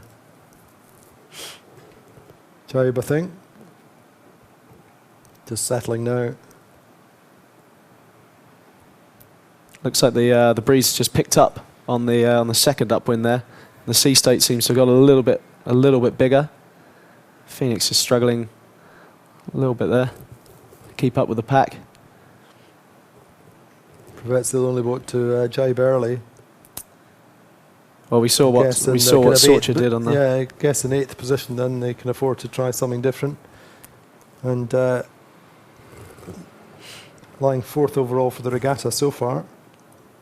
Let's watch them and see how they get on. Hopefully that's not what's happening in the graphic. No, I think that's a virtual drop. Unexpectedly. Kite is definitely still up. That's good. Andy Beadsworth had a bit of a tough time in Cowes 2 weeks ago with the Etchells Worlds, so he'll be looking to come back with a stronger result here. I think they had high expectations at that regatta, didn't they? Well, like so many of the world championships in our sport, the level of sailor and the class of sailors going into them is so high, and that was apparent in Cowes for the Etchells as it is here. And yeah, to go in with such high expectations is sometimes not the greatest thing when you're racing against such high caliber.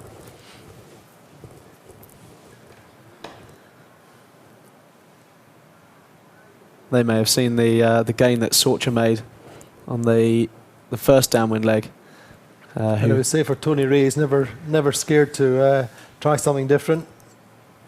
And I would say that more often than not, they pull something off. It's very unusual for it to be just on a whim. It's always a good reason. So I'll watch Preveza lying in 10th place at the top mark.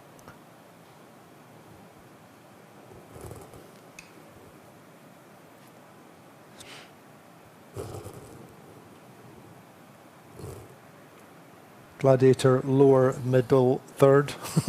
Yeah. Let's hope that lower middle third. No, I can say that. Middle third. But yeah, no, they don't seem to be doing too badly. I think they'll probably be a little disappointed given their position at the first mark to drop back 4 places, 5th to 9th. It's very difficult because, you know, in that first run it was as much about consolidating and racing the boats round about you, and you can't cover the boats which went down to the right. So just looking there at Preveza, as you say, Andy Beadsworth helming Tony Ray in the hat just behind him. Nacho Postigo with the red gilet and the hat, the navigator. The Wizard of Palma Bay, they call him. Now in Mahon, still doing a pretty good job. And Stir Fry sporting a slightly more streamlined haircut. Oh, really? Yeah, every little helps, little gains. Looks very cool there, doesn't he? I've never seen him move so fast. Somebody dropped a fiver in the windward rail.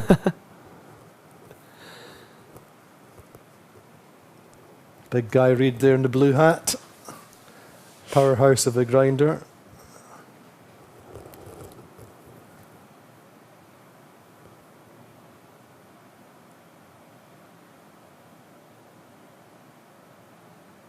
So Gladiator rolling into their jibe on this left side of the track, looking downwind. You see them with that really, really late main jibe, trying to use as much sail area and letting the kite fill as early as possible before letting the main come down. You get a nice big pump when it does come down. And for me, that was a good jibe. Any boat could have done it and it would have been a good jibe, but nice and smooth. That was good from us.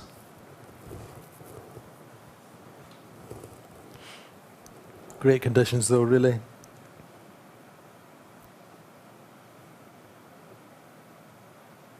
You see Azura lying mid-fleet.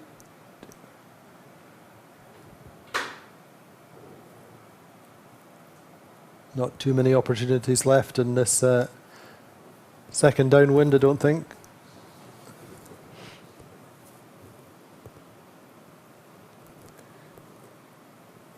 About 60 metres behind Brunelesec. Brunelesec, of course, their identical sister ship, built out the same mould.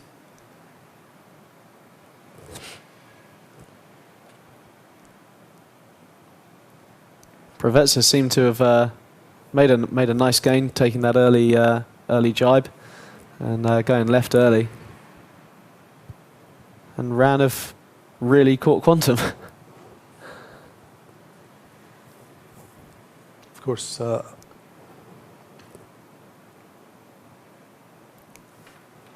going back to that race 2 and day 1, Ran led all the way around the track, and Quantum just pipped them on the final jibe into the line. I wonder whether Ran can get revenge.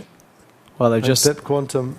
Seeing on the graphic there the speeds as they rolled them, doing an extra 4 knots as Quantum's kite went underneath the kite of Ran. And that'll be a big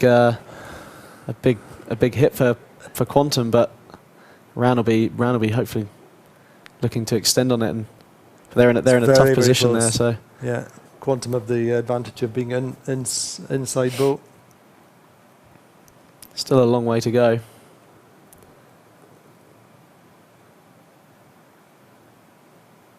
But in these situations, how much are you thinking about who the opposition is, and how much are you thinking just focusing on getting to the finish line?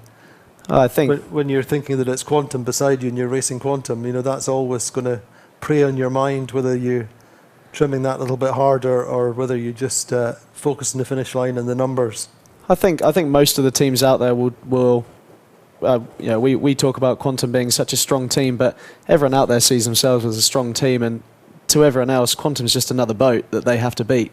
And Ran in this position won't be saying, "Oh, it's Quantum." It'll be, "We've got to get past this boat." It could be any boat in the fleet there. And but great action down the run there. Morgan Larson hanging over the back of the boat, just watching for the pressure to come down. Certainly clear ahead of Quantum for the moment. It just shows you then they weren't happy to settle for second place. They were going to keep on, head up, and try and get that win that, you know, Quantum kind of stole from them the other day.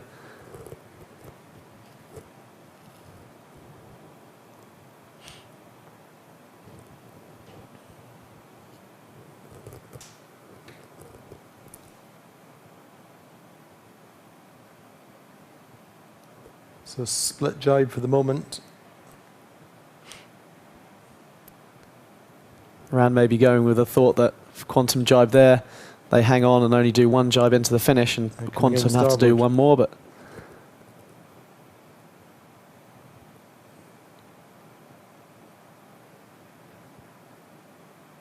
interesting. You speak with Morgan Larson, and obviously he spent so much time racing the Extreme 40s, but he still loves the 52s. It's a different game, and certainly comes back the sharper and more invigorated and excited for coming back to monohulls. Yeah, it must be hard. Love to put one over on Terry at this stage, but let's see how it goes.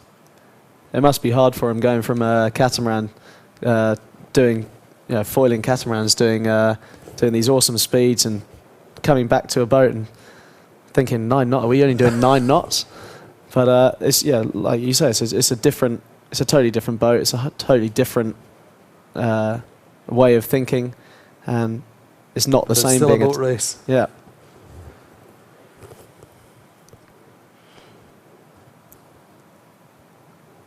It does seem like Quantum have the small advantage of being inside boat. Appear to be going just a little bit quicker. Yeah, quicker and lower by the looks of it. Ran look a little bit more heated up.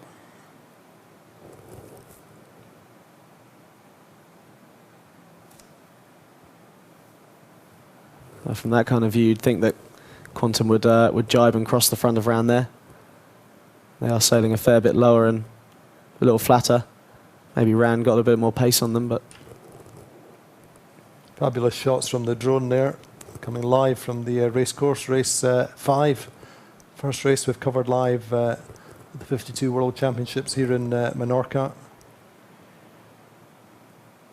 It's almost like virtual eye, isn't it? It's incredible. It's kind of changed the whole way we film things now with drones. You hear them buzzing around the race course, and there's plenty of them out there, but you know, there were times when you'd have a helicopter at the top mark and people would be waving it away, and no one cares about a little drone now, and gives us shots like that, and makes it so much better for viewers and people who want to enjoy watching the yacht racing. I'm sure the Quantum fans on the edge of their seat, so just extending their breakfast and holding off from going from final day of the week's work, Friday.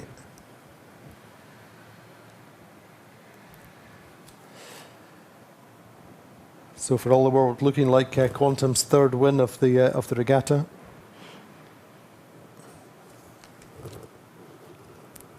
Breeze has picked up nicely, pretty much on forecast. I'd say 15, 16, 17 knots of breeze.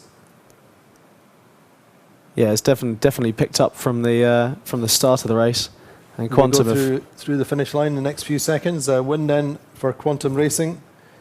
Third win of the regatta takes them on to 7 points. Ran Racing coming through a few seconds later. Nicholas Zenstrom and the team which won the 2013 world title. 2014 world champions were of course Quantum.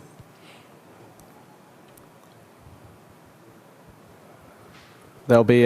So they really led at the top mark first time up, didn't they? And been able to hold off the rest of the fleet. That early jump is what worked for them. Yeah. Look at Provezza though. They've done it. See that.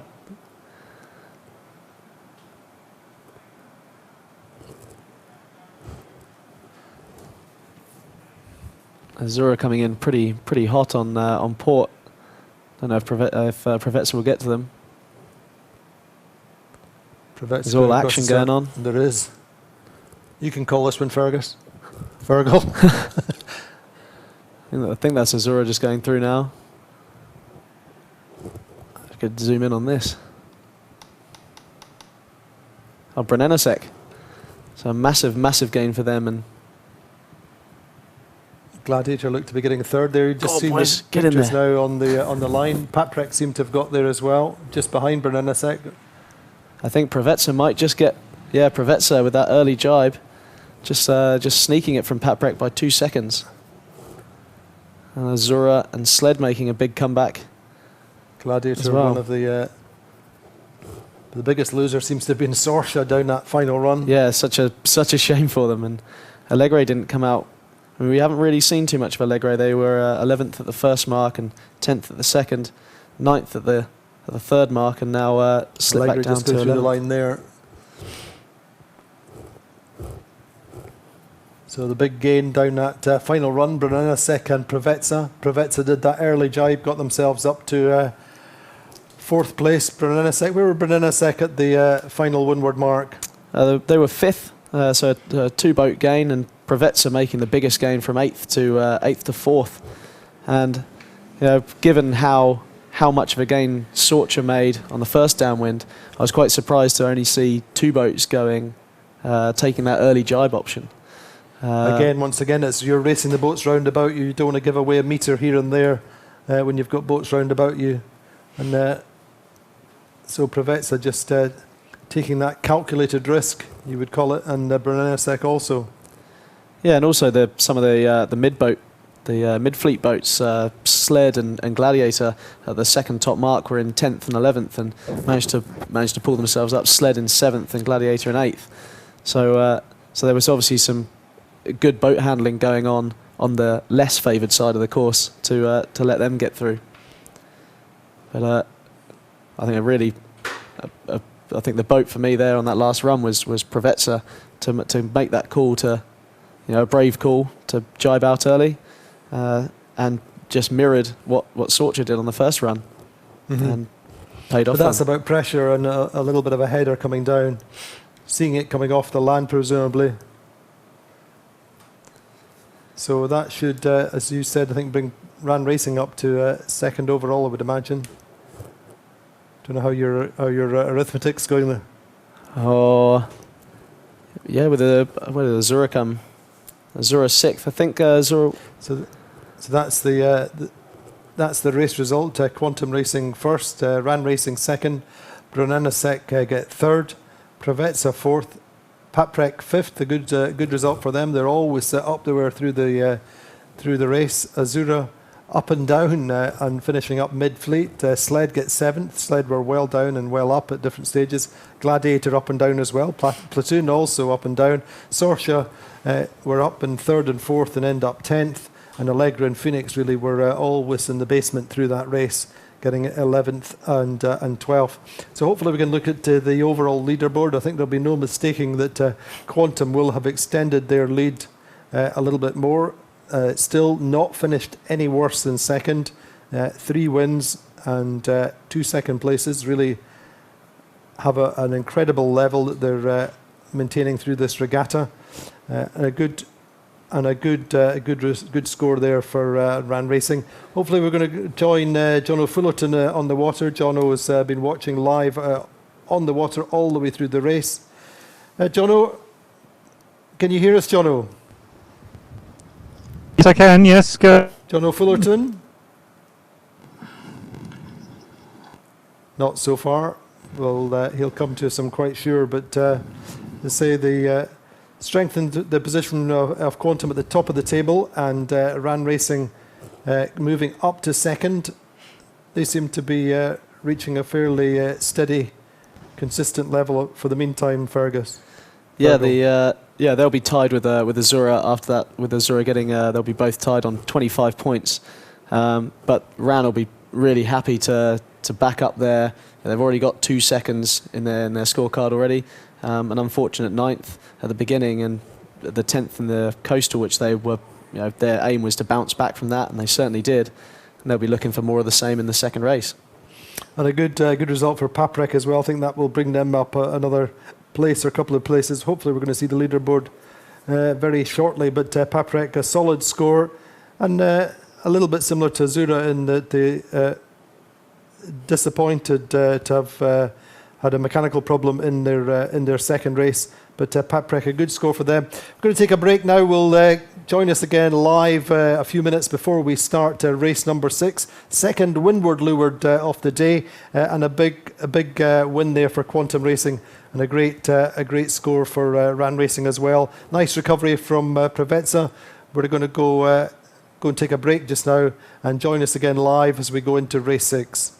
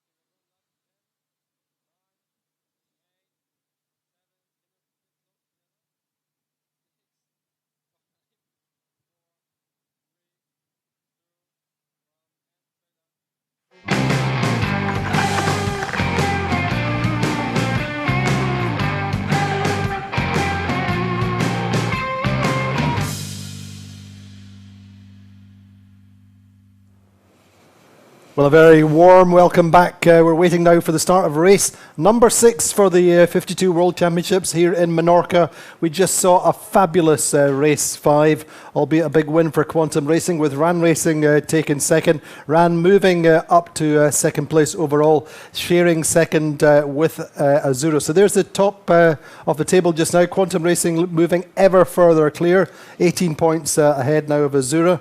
Ran Racing, as I say, on 25 as well. Pravetsa next on 26, I think. Gladiator 30, good score for them. Platoon 32, Allegra 35, Paprec 38, Brunenosek 39, 44 for Sled, Sorsha on 45, and Phoenix also on 45. So really, Fergal, everything to play for all the way through the table from second really to 12th. Yeah, Quantum have just stamped their dominance on this season and this World Championship so far, and you've got, well, from second to Azura all the way down to Allegre at 35, 10 points. You have one bad race and that you could go up or down. A very simple question for you: who stays on top of the sums on the boat? Who tells the scores from each race and the cumulative totals, and what or do you just go out and race? We keep on the chase boat. We always keep track of all the results and feed back information to the sailors, including results. So we're under 30 seconds to go. We've got a different angle from the drone. Paprec liking that pin end of the line at 18 seconds to go. Platoon towards the committee boat. Brunenosek in that group there. Watch Quantum. Quantum just, I think below, is it Sorsha? Watch how the bow comes up in the final 7 or 8 seconds and speed builds. So is that Azura going off the pin there? Yeah, Azura and Quantum, I think, ran and Azura, Paprec and Quantum all down at the pin, looking to get their bow forward at the leeward end of the line of boats, and a bit of a pack up at the committee boat. 5 boats all really trying to win it. Platoon going right. Not the best start for Gladiator. A little way behind the fleet, so they got a bit of catching up to do. But so at 13 to 14 knots of breeze on the start line. Wind angle was 240, and it's a 2.1 nautical mile beat, so slightly longer course this time. And Azura seemed to be off to the best start in the very, very early stages of this race 6. Quantum away cleanly as well. Pravetsa liking the left early on. Quite often start towards the pin end of the line. It's interesting how these patterns emerge over the course of the season, and certainly in Palma and the last regatta, then Pravetsa really were the kings of the pin. Yeah, and I think Azura also, when I've seen so many times being sat at the pin end, and when they want the pin, and they fight for it, but they get it so right every time. They really want to get the pin, and Pravetsa as well. You said whenever they want to get that pin, they absolutely nail it, and you have to to keep your bow forward of the boats to windward of you and have any chance of crossing them when you get up to the ley line. I can think of 2 actual really perfect pin end starts. One Pravetsa, one Azura. Both times with just lifting the bow pretty much over the pin end boat, and then just bringing it down, speed building, and really that's what makes the difference. And Azura seemed to have done that time. Seemed to be bow forward on Quantum. Platoon reasonable lane up to the right there, right of picture, the lighter coloured sail. Of course, Platoon racing in Quantum sails this year, a 2-boat programme. Not a good result for them in the last race, but really fighting back this time. But Azura seemed to be jumping clear early on. Yeah, I think Azura, with that pin end start and getting their bow forward of Quantum, they're just able to roll back, and they'll be really affecting Quantum there. And unfortunately for Quantum, Pravetsa are in such a strong place to windward of them, they've got no option to tack. They'll have to wait for Pravetsa to tack, and in turn, Pravetsa probably have to wait for Phoenix there and some of the other boats behind them. So Quantum might be in a bit of a tough place living behind Azura, but they'll keep fighting, and That's what You'll they take do. 20 euros that they'll finish in the top 3, will you? Oh, I'm not a betting man. A few Not people will be today, calling you're me a not. liar, but But yeah, I mean, it's a tough spot for Quantum in the meantime, but I think we'll see them wriggling out of there. But Platoon there, digging out to this right side, good pace, nice, reasonably nice lane of breeze, not hindered by anyone in the meantime. we'll certainly get a good indication of what the favoured side of the course is when Platoon and Azura come together, doing these big I split don't like tacks. to point out Gladiator in that picture. Are they in that picture? No, they're over the other side, I'm sure. A very small L there, but yeah, they've got a bit of work to do, but you know, the boys keep their head up, and we've had bad starts before, so we'll just be looking to get back into it. And lying 5th overall, though, best. Tony Langley said they'd had their best day of the last 2 seasons the other day with 2 fourths, but nice consistency. yeah, and an 8th in the last race. It's not a terrible result here in 12 boats. It still means a lot, and you know, the difference between getting an 8th and a 10th is, well, at the moment you could be in it's a position on the leaderboard. So they've got some work to do, but There you go, Platoon versus Sled. I think Platoon are going really well. And They're going well. They're certainly one of the quickest boats on the water in their preferred conditions, and this is pretty close to it. They like it above 10 knots. They got a bit of catching up to do after their last results. They'll be looking to change whatever they did in the last race, kind of put it behind them, concentrate on this one, and get back into a stronger position on the overall leaderboard. Interesting, their 2-boat program. There is no secrets between the two. They debrief and brief, or hold a briefing every morning. They debrief the previous day, and they look ahead to the coming day's expectations every morning in the same place, same room, same data. They have a data analysis from the previous day, and it's interesting just to see how close the 2 boats are in terms of performance. And for me, one of the interesting things I learned when we sat in was how similar the straight line speeds are between Ed Baird steering straight line and Doug DeVos. It's obviously it's changing gears, and it's on the manoeuvres and on the start line where Ed earns his bonus, I think. Yeah, and it's going back to your point about them sharing debriefs and briefs about how they've sailed. There's so much learning comes through from that, and both boats will gain so much from being able to have 2 platforms. And, you know, we all debrief individually normally, and to have that. I have to say that I think that, you know, the gain is, or the biggest gain is for Platoon. Platoon have a benchmark, or the highest possible benchmark to work against, to learn their settings. Yeah, if obviously you're slightly different designs. It's a Vrolic boat and a slightly different rig, but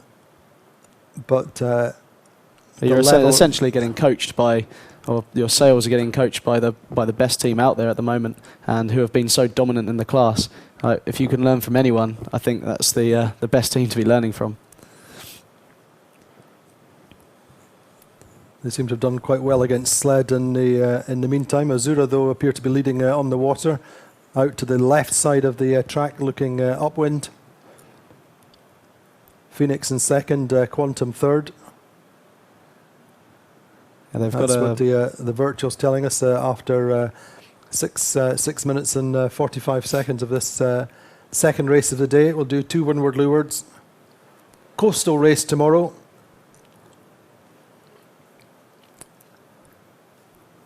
Be good to have another coastal. Yesterday's was so interesting, so many ups and downs, so much going on as a spectator race. It was one of the most exciting. Well, here's hoping, Fergal, so that hopefully 3 hours in tomorrow, when we're still commentating, there's plenty to talk about. But and it's not one off the start line and one off the first windward leeward. But in the meantime, Azura leading Phoenix. Phoenix in their best position, I think, of the regatta so far.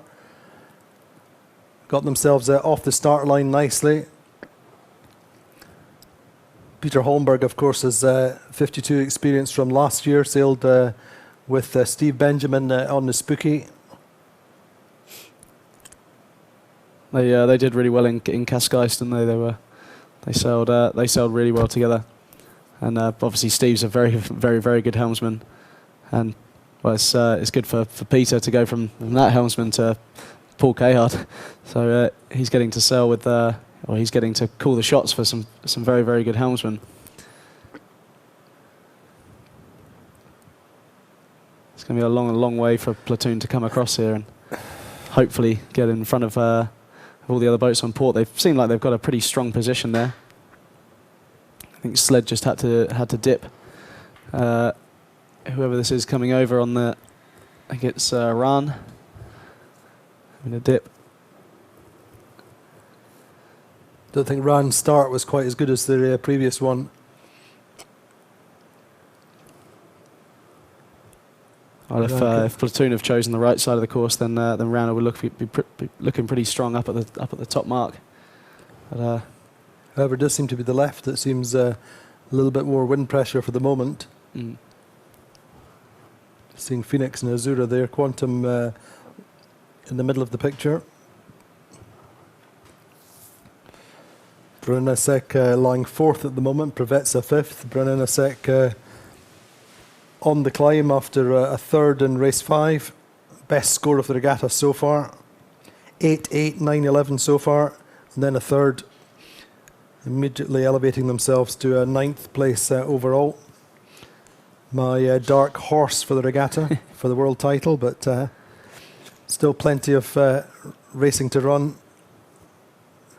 Just passing the midpoint of the regatta today. Racing, of course, finishes on Sunday. looks like the right hand's just taking a bit of a header on Gladiator, which when they tack over maybe of massive header, a massive lift and starboard. Let's hope it hope it comes back for them after a bad start. But the difference between their angle and even Ran's angle and Azura's angle, I think Azura and Phoenix are in slightly better left-hand pressure. Interesting, because it was quite similar in that second race, albeit it was a coastal. There seemed to be a little bit more pressure offshore. It is a tricky little place to sail. It's not. Very. It's just nothing's given here. And you get it's quite a weird geographical place with the island off the headland. It's interesting, because not only the sea conditions quite like Cascais, it's quite similar in terms of the geography, where you have a headland, a relatively low-lying headland up in the high right, and that influences the breeze. So the breeze bends round the headland, but it also lifts over the land itself and comes back down and accelerates. So the wind pattern is not dissimilar to Cascais, but where you quite often the right is strong, but you have a stronger pressure pulsing in, and seeing a little bit of that just now, I think. And Sorcha seemed to be going really well there, keeping up the pace, and currently in 5th. So great design on their sails. Huh? It's nice to see different designs going on, and that's I think that's one of my favourites. And it wraps all the way around the bottom of the boat. It's somebody was telling me yesterday how the quantum design was definitely to mask the shape of their sails. It is. We thought that. I thought I thought I'd been spiked the first time I saw it. I didn't know what I was looking at. Exactly, but I know the story is that they gave the designer absolutely free rein. They were told, the designer is a Dutch guy who did the graphics originally for ABN AMRO, the Volvo boats, and done a fair number of different racing programs, and he was given complete free rein, and he was told, surprise us. He surprised all of us. Ed Reynolds told me that when the design first came through his fax machine, then he was pretty horrified, and then they listened to the strategy and was absolutely blown away. Yeah, no, it's really cool. I feel sorry for their main trimmer, who has to try and work with it. Anyway, here comes Tony Langley and the Gladiator team, lying 5th overall going into this race. Yeah, they really need to knuckle down from where they are and get back into this race. Obviously, there's such a long way to go, but when you see 11 great boats in front of you, that far in front of you, it's very hard to keep your head up, but you know you have to, otherwise you... Absolutely. I mean, and obviously there was gains in that last race down to the second or the last run, some big jumps, so you've got to just stay positive, keep fighting to the finish line. But in the meantime, Sorsha appear to be leading on our virtual with Phoenix and Azura as we converge on the windward mark. Well, they've had a cracking beat. They kind of sailed up the middle a little more through the first third of the beat, and then started to come out to the right with Platoon and Ran, just in a nice clear lane, and taken themselves all the way out to the ley line pretty much. I don't think they've done too many tacks. You could probably rewind the virtual eye and see how many attacks they've done, but I bet it wouldn't be more than 4. And they've just sailed clean, and they'll hopefully for them they'll capitalise on it and come out looking good. However, that €20 bet looking a little bit better all the time. Quantum up to 3rd, or was it 50? Oh, I don't get paid that much. That'll be shining. Anyway, I think you take your bet that Sorsha will win this race.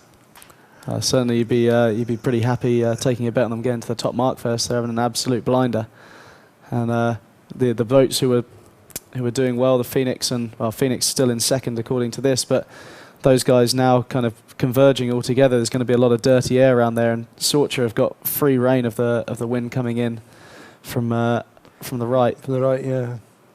Nice ley line. And once if they get around the top cleanly, all the other boats start to come together, and you get that big traffic jam at the top mark when it's so close like this, like we saw in the second race of this championship.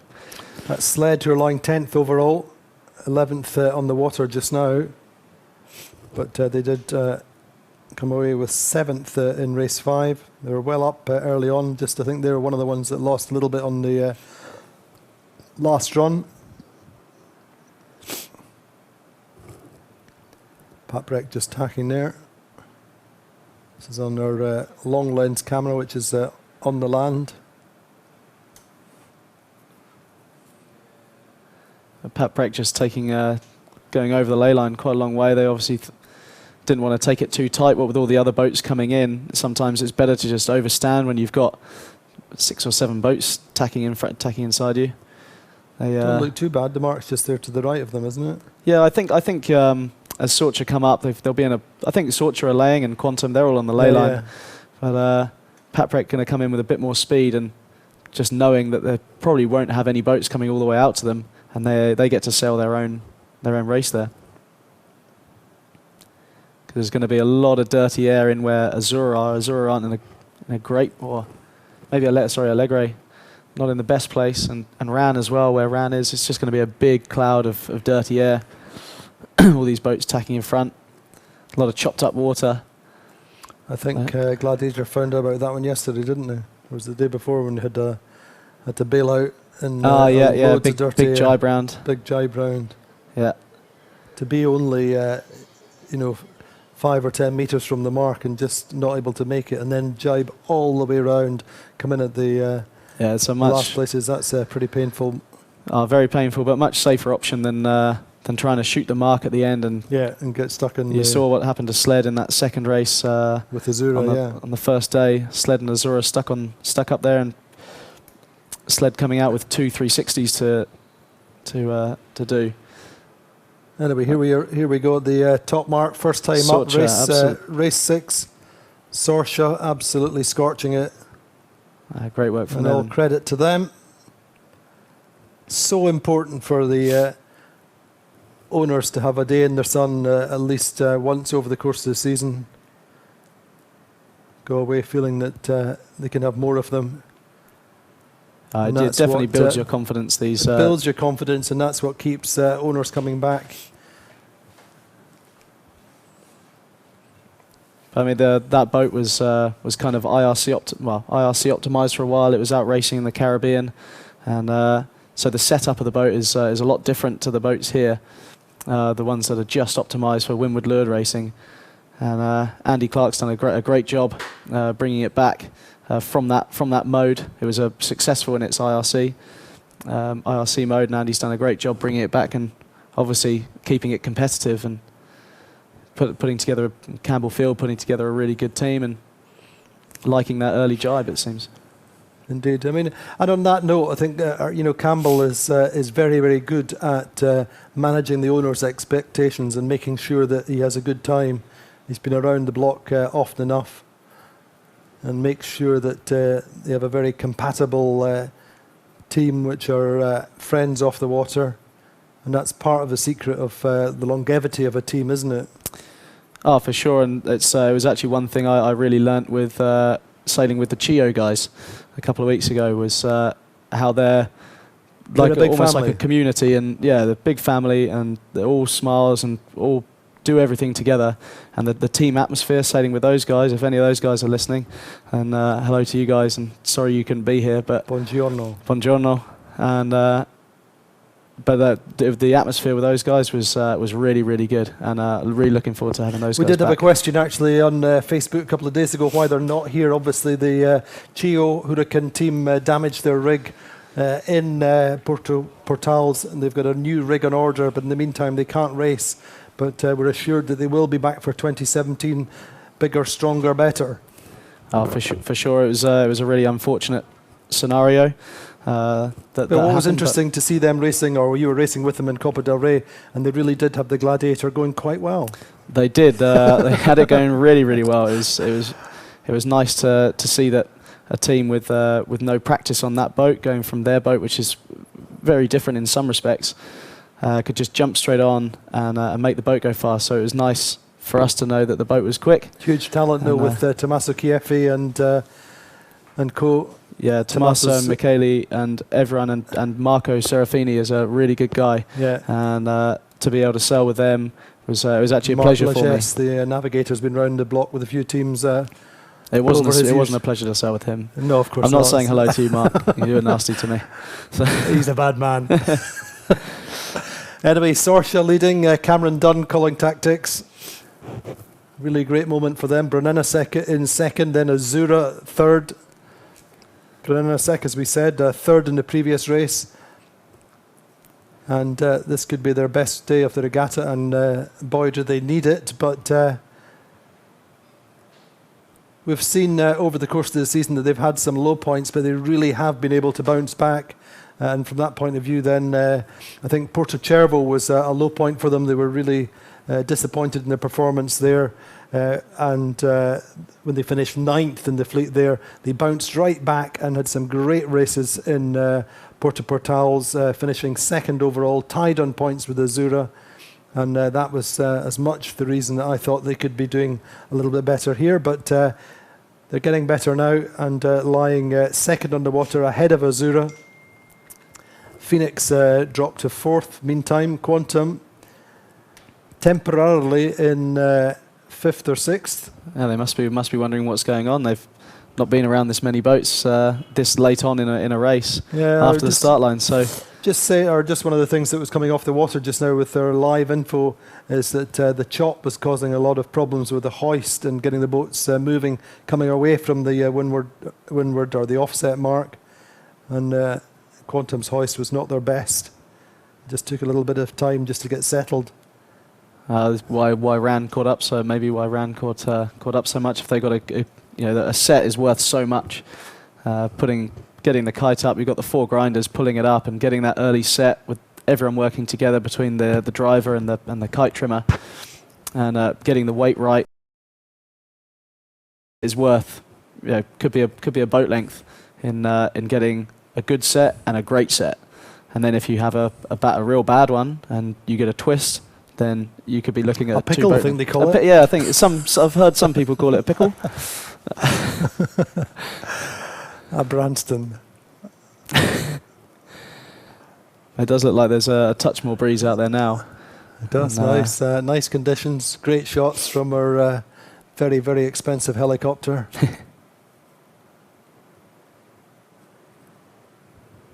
And it certainly seems that everyone's enjoying the right side, the right side of the entire course, but the left side downwind, with most of the fleet jibing off pretty early. Only a couple of the guys who went round a little later at the top mark, deciding to go out and see if they can change their fortunes. Certainly Gladiator and Allegre out there, who went round in 8th and 12th, hoping that they bring something a little more positive down from that right-hand side. Interesting is Platoon and Quantum battling each other. Platoon just ahead, and we're told all the time. And there's absolutely no team orders. There's no getting out the way for the potential world champions or whatever. It's dog eat dog. Yeah, it's not I like, think not if like the anything, Formula Arb's 1, probably more likely to put one on Quantum.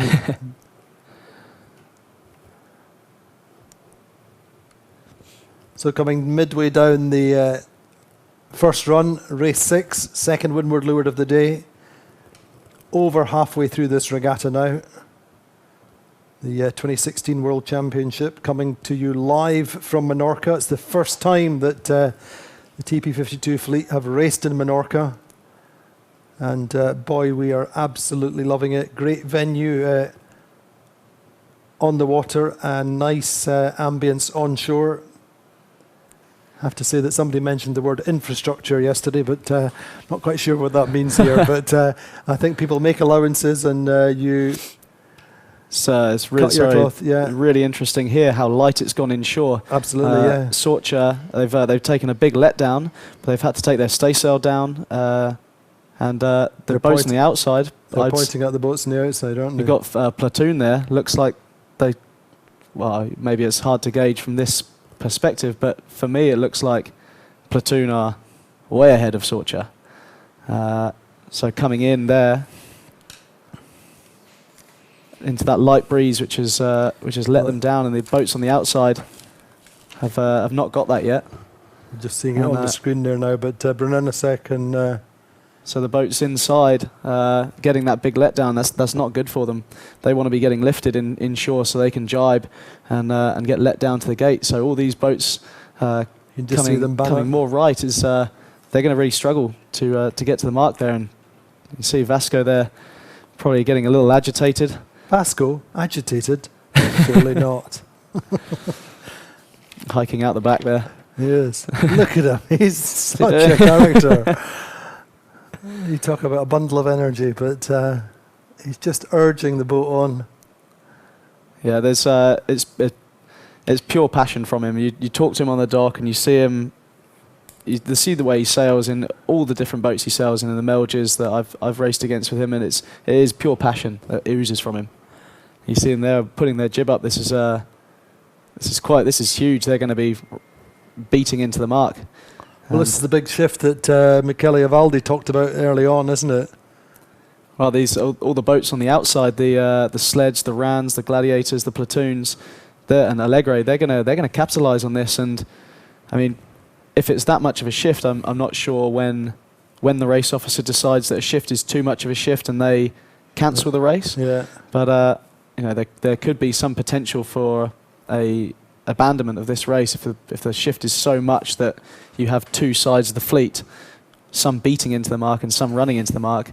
The fairness of the race, it gets questioned, and we've seen races get cancelled in the past for reasons similar to this. And you cannot really have the breeze go inside out and the run become a beat. But it looks like it looks like they're fairly relaxed on board there. Just wait and see if we get some information from the water, but the Gladiators jib going up as well, so they're obviously expecting this shift to come in for them as well. It could be that I think there may be. Looking at the atmosphere on board the boat, it Body kind of looks a little language bit. To me, suggests that they're not racing anymore. Jib down. I think we've seen an abandonment of the race. Now, that's going to be difficult because it's going to be a relatively long time before we get another course down. You'll have to wait and wait and see how this new breeze comes in. But credit to Michele Avaldi and our he's called it. Our first clip of the day. Michele said there would be a big shift during the day, and that would be decisive. And so pretty tough. How will the guys in Sorsha feel when they were leading that race by so much? Well, I think they'll be gutted that they were leading by so much, but at the same time they'll be relieved that their loss, which would have seen them potentially go from a long way first to potentially a long way last, or certainly in the back half of the fleet. It has to be equitable for everyone, doesn't it? Yeah, it has to be. And it's a shame because, well, not a shame, but we all sign up to a sport where we are out of control of some of the variables, the wind being the biggest one. Yeah. But to keep it fair, which it needs to be, the race and I would officer imagine that having been in 8th or 9th place, Terry Hutchison will be breathing a little bit of a sigh of relief that their impeccable record it gives them a second chance. A little bit of a chance. But I mean, personally, I think if it's a fix because Gladiator, you see, they're in second place there. Yeah, they're up to second. You know, I think someone saw them coming down. Well, you can't have that. Come on, get back. You can't start all the way back there and come second. Anyway, I think it's going to be a little bit of time before we get a new course laid. I think it's going to be a while till we get a new course laid. I think we're going to take a break now and come back, and we'll join us again in a while once we get a new course down. But it could be a little while, Fergal. Obviously, with that big shift, they have to wait and see whether it stays in for a reasonable period of time, and then they have to lay the course. Yeah, obviously they were only halfway down the run there, so they've got a long way to go back to the committee boat. The committee boat might want to replace the whole line, so it could be up to 20 minutes. Obviously, they want to get it kicked off as soon as possible, so we're not out there sailing in the dark. We do have nav lights, but and how does that affect the teams when you know you're going to have a wait? It's frustrating because everyone's in that zone where they're racing. It's a bit like the cancelled start, which we talked about earlier. That you're in that zone and everyone's in. Focused, and then you just have to reset and start again. And for the boats who are doing well, it's a big disappointment for them, and for the boats who weren't doing so well, it's a big sigh of relief. We are taking some questions off the social networks from Facebook, Twitter, and so on. So if anybody's got any questions for us, or we can put the teams between now and the next few days, then do pose the questions, as say, on Twitter or Facebook. We have a question from Edward Johnson, who's asking how the crews get on board. How do you get on board a TP52? As a new amateur getting on board? Well, I guess as an amateur or as a young aspiring pro, what do you do? How do you get there? I think you'd get the same response from any professional sailor or anyone in this fleet, that you just have to knuckle down, work hard, and it's very hard to get into a fleet where the depth of talent is, it's like trying to get into Manchester United Football Club or any big sports team. You just have to practice, and you start at the bottom and you work your way up. And if you do put the time and effort in, as everyone who's on the water today has done, then you get to being there. I think it's just all about your attitude and your. I think there is obviously different ways into professional crew, whether you come in as a top sailor, as an Olympic medalist. Olympic medals in this fleet are relatively common currency, but correspondingly coming in on the technical side, having a technical skill like electronics, like or a range of technical skills, and that's one way of making it, isn't it? Yeah, every position on the boat has something different about it. Maybe not 100% sailing orientated. A navigator, they're very good electronics experts. They work with computers. They know how data fields work and how to read wind. You could get a meteorologist, could be with a background in computers, could be a very, very good navigator. So obviously taking that to its logical conclusion, then you've been with the Gladiator team for 6 years now. How did you get in? I started in the boat builders and got the opportunity to go sailing a FAR 45 in the Solent, and from there I finished after 3 years. I was sailing with Tony Langley and on his Far 45 Atomic. And you learn little bits in every part of the boat, absolutely, just progressively, so you can be a kind of jack of all trades. And yeah, you get the opportunity to sail with some amazing sailors, and I've been very, very lucky in being able to sail with world-class America's Cup winners, Volvo winners, Olympic gold medalists. Very, very lucky about the people who I've been around, and you just listen in and take advice from every single person you sail with, and work incredibly hard. And you keep smiling and have the right attitude about you, and you get places. Here's hoping. Anyway, that's we're going to take a bit of a break now until the course is relayed for race number 6 at the 52 World Championships. Join us again in a few minutes.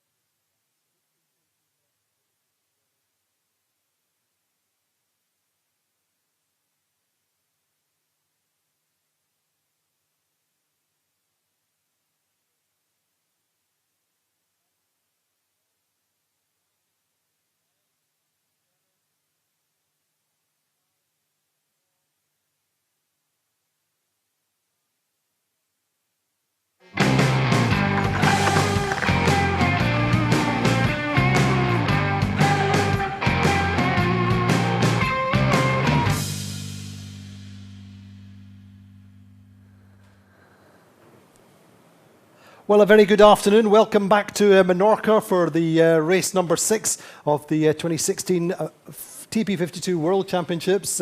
We've just had our race 6 started and had to be abandoned on the first run where there was a huge wind shift. Since then, they've set up the course, a different wind direction. We're around now at 340 degrees. And we're inside the warning signal. In fact, we're at 1 minute and 20 seconds to go. So we're going to go straight out to the race course. Breeze is around 16 to 18 knots at the start line. Still quite choppy, confused seas. And as I say, wind direction 340 degrees, 2.2 nautical miles. Fergal Finlay, your thoughts? Well, it's obviously a shame that we had to get rid of the last race, but to keep everything fair, we've had the whole course relayed, and we're back into good steady breeze, 15 to 18 knots. Like you say, a little bit more choppy with this northerly wind direction, and yeah, hopefully this stays consistent. We get a good race in. Yeah, look at that sea. As the report came from the start line that it was quite choppy and confused. That really does look quite lumpy. How would you like to be on that pin end boat? Oh well, it looks like a few more people want to be down at the pin this time. We've got Sled, Gladiator, and Paprec all lining up for it. But I wouldn't like to be in that boat for too long. That's for sure. Anyway, 10 seconds to go. Time to build speed. Breeze just up and down a little bit. We go. That looks a little bit early. A little bit early for Ran. Anyway, let's see. We'll see if we get a clear start. But a good start from Paprec and Ran. In the meantime, Gladiator.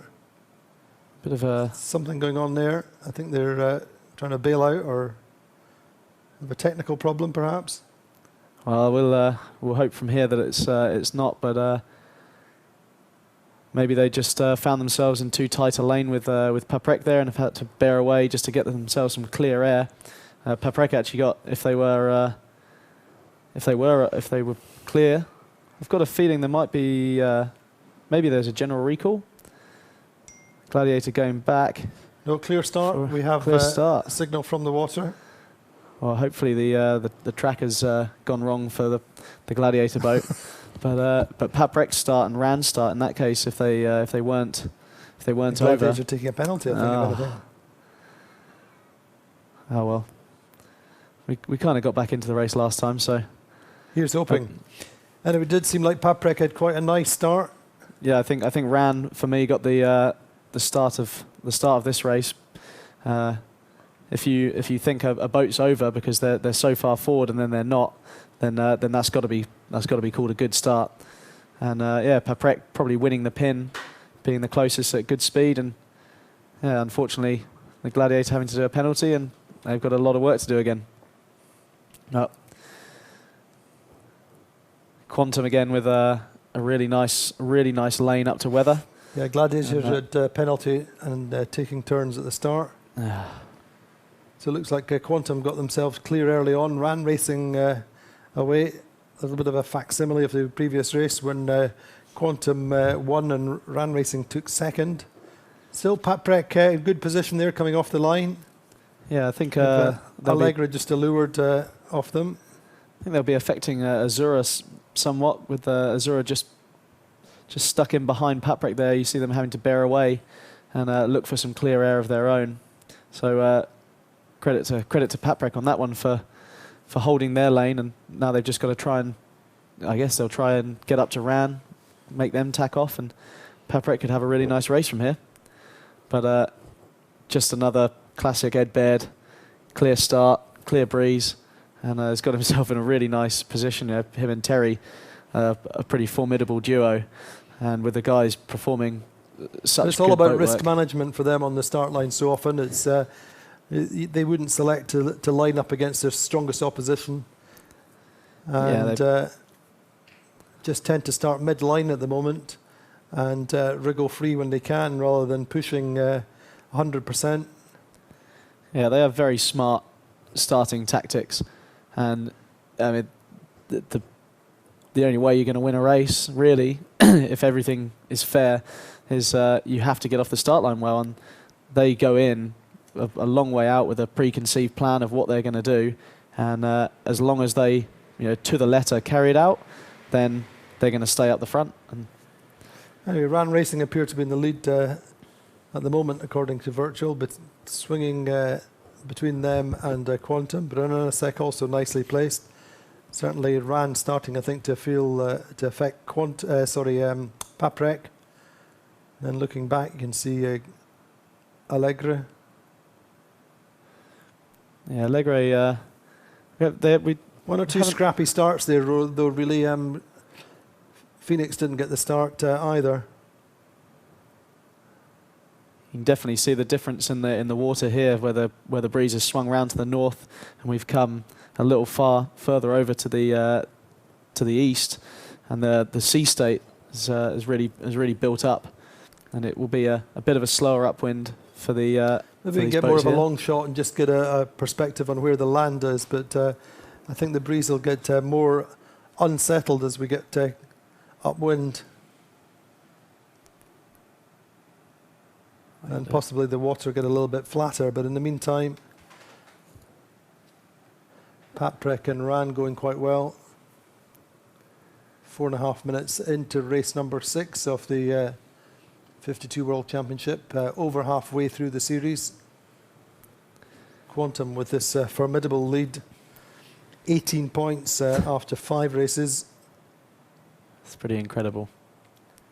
But and Gazprom Brunelesek having another good race, as you were saying earlier. They had their bad start last couple of days, and got themselves a third in the last race, in race 5, and looked to be trying to continue that form and holding a nice lane just above Quantum, clear air again, and maybe they could. I think Michele said this morning that their good day was yet to come, and with a third here in the last race and the way they're going now, maybe it could be today.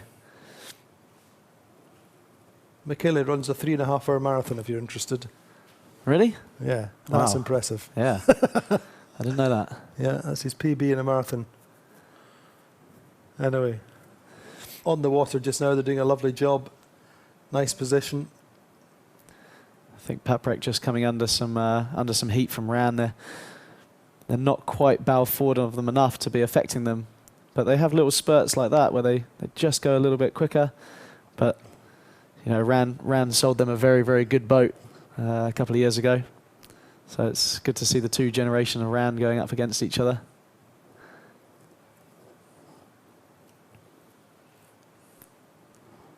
Nice, better shot of the fleet there, just showing Brunenasek's position relative to Quantum, and see how big the sea state is by how much of the bow comes out of the water. There's some from a longer view, it doesn't look that bumpy, but from here you kind of see what the guys are going through on the rail, bouncing down, and they're all trying to put all their effort into those hiking pads, which we try and make very comfortable. But after 3 days and long days hiking out, Prevets just the next bow up above bow number 6 there, which is of course sled. Paprec closest to us, bow 10. Fabulous shot, just showing how close it is, how little there is. Look at Sorsha there. Yeah, Sorsha taking, I think they were one of the first boats to tack out to go out to the right. And well, we'll find out soon enough how that goes for them. They're not afraid to, as we saw in the first race, they're not afraid to go out on their own and try something else. And there's certainly them and Gladiator both going for a big righty and hoping it pays. Information coming. What it means. We'll have to make our own calls at the moment. Paprec going well. No, but it's very, very even. Just a matter of meters between the top 4 or 5 boats on this left side, coming off the left side of the starting line. It's a great drag race between Paprec and Ran here. They just no one's made a gain off of each other since the start line. If anything, maybe Ran's taken a little bit separation, a little bit of height. You'd expect that to be the case with the newer generation boat. In terms of boat speed, it's been neck and neck all the way up. And just in that drag race, who's doing what? Well, you've got the core of the boat, hike it, just absolutely trying as hard as they can to keep the rudder. Swing it down. Like you see how back heads down they all are. That's a classic for me of the younger generation of dinghy sailors. Just like they were hiking out in their dinghy, they're putting all their effort into touching their toes, getting their weight as far out, getting the righting moment back up. And these boats that make such a difference. Absolutely. Particularly in the manoeuvres, particularly at the mark roundings. To get the boat just a little bit flatter just makes it so much easier for the main trimmer to do his job, for the helmsman to keep a nice lane. And obviously every boat out there is doing exactly the same. These are fantastic pictures though, aren't they? Yeah. I mean, they absolutely, TP52s at their best, going upwind, bow to bow. Who needs foils? So that's Prevetsa there, just slightly to windward. Over on the right, out on the right side of the track, you can see Gladiator and Sorsha. Interestingly enough, the tracker's picking them up as being further ahead, but I think by the time that both sides of the course converge, that I think the guys who have come over onto the left-hand side now will still be ahead. But one boat that's we haven't really mentioned in this race, who seem to be not doing as well as they should be, is Azura. On the tracker there, we've got them as being 11th, and they're kind of right in the middle of the pack, just behind Quantum in that group of boats there. And I didn't quite see where they started on the line, but they're not having the best race, which won't bode well for their title defence, even with Quantum's massive lead.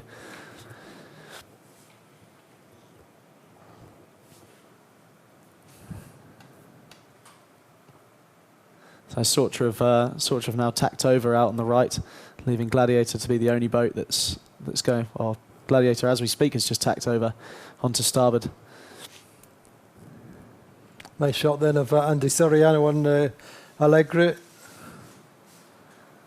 little bit of an up and down regatta, but pretty much mid-fleet, 7.5, 6.89 in the mix.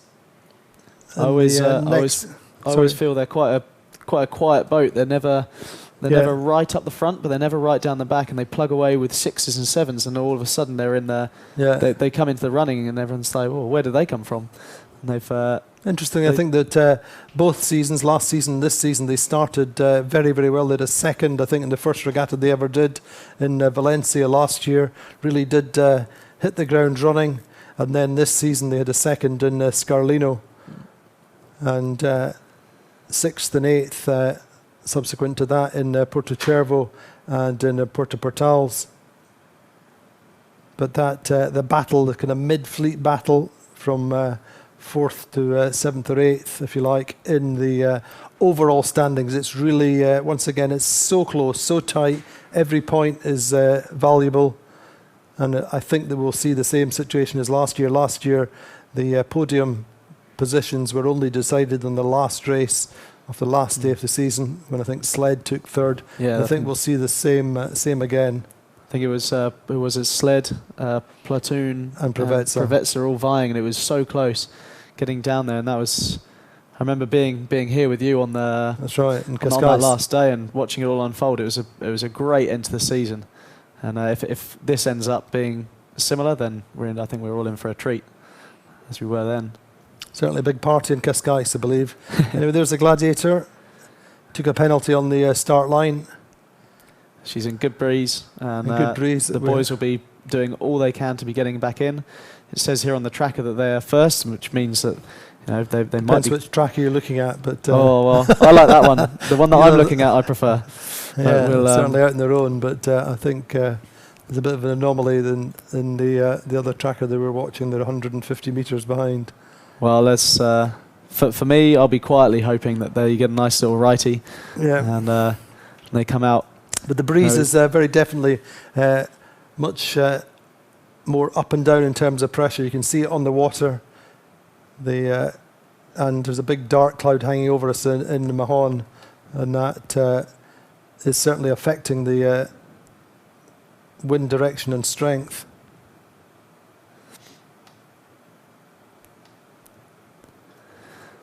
So a longer view along the transit of the fleet, if you like. So we see Sorcha went as well. Gladiator went a bit further.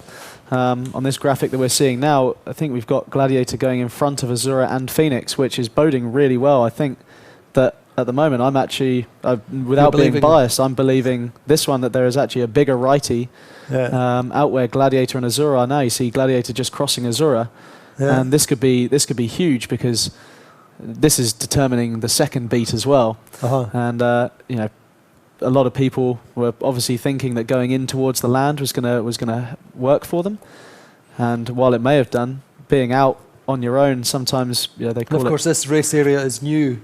It's completely different to where we were. They were on what's called Circle 3, I believe, and so we've moved the race area since race 5. It's the first time we've sailed there. Did you train here at all? We did.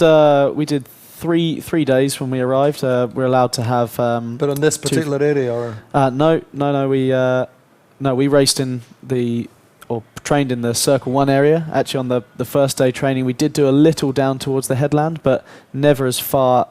I mean, we went far east yesterday for the last downwind mark of the coastal, but that was as far east as we went and into this kind of area. So this is all new territory. Yeah. And, which is good. Everyone's kind of in the same boat. I don't think anyone did much training out that way. And I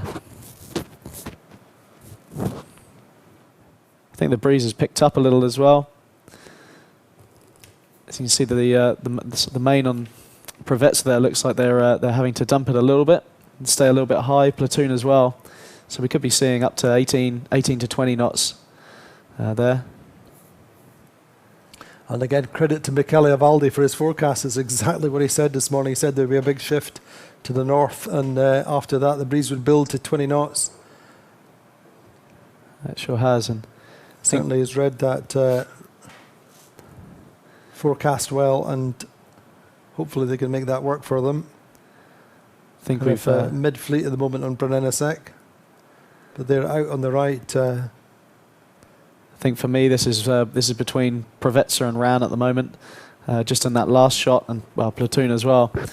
But Provetza seem to be nicely bow forward and giving themselves plenty of runway on the starboard lay, and just kind of leading this pack in. So I think we'll see Provetza and Ran in the top 3 at the first mark. And unfortunately, I think the second graphic of showing Gladiator's position was a little more accurate. They did cross the bow of 3 boats. We'll see where they pop out at the top, I guess.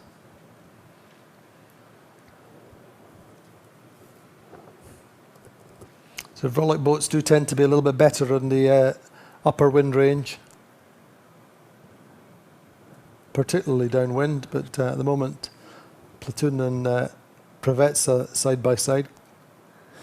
We'll be hoping that the gains that the Vrolic boats get, Prevets, Ran, Platoon, and Gladiator, and the older Ran, which now Paprec, those boats will be hoping that their uprange speed downwind will come into play and they can extend leads or take places.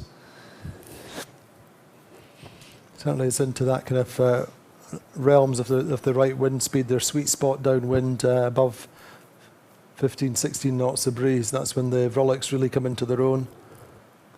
But in the meantime, looks like Prevets leading, Quantum second, Ran racing third, Platoon up there in fourth.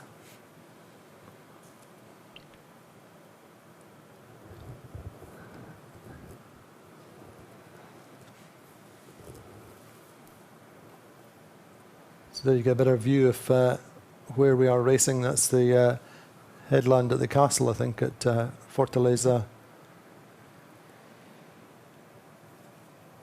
This is just to the east of the entrance to the harbour.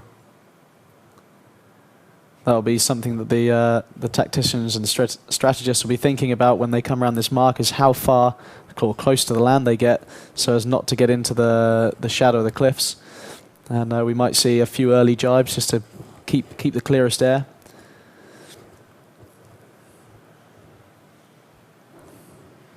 But Prevet's having a really, really nice race. And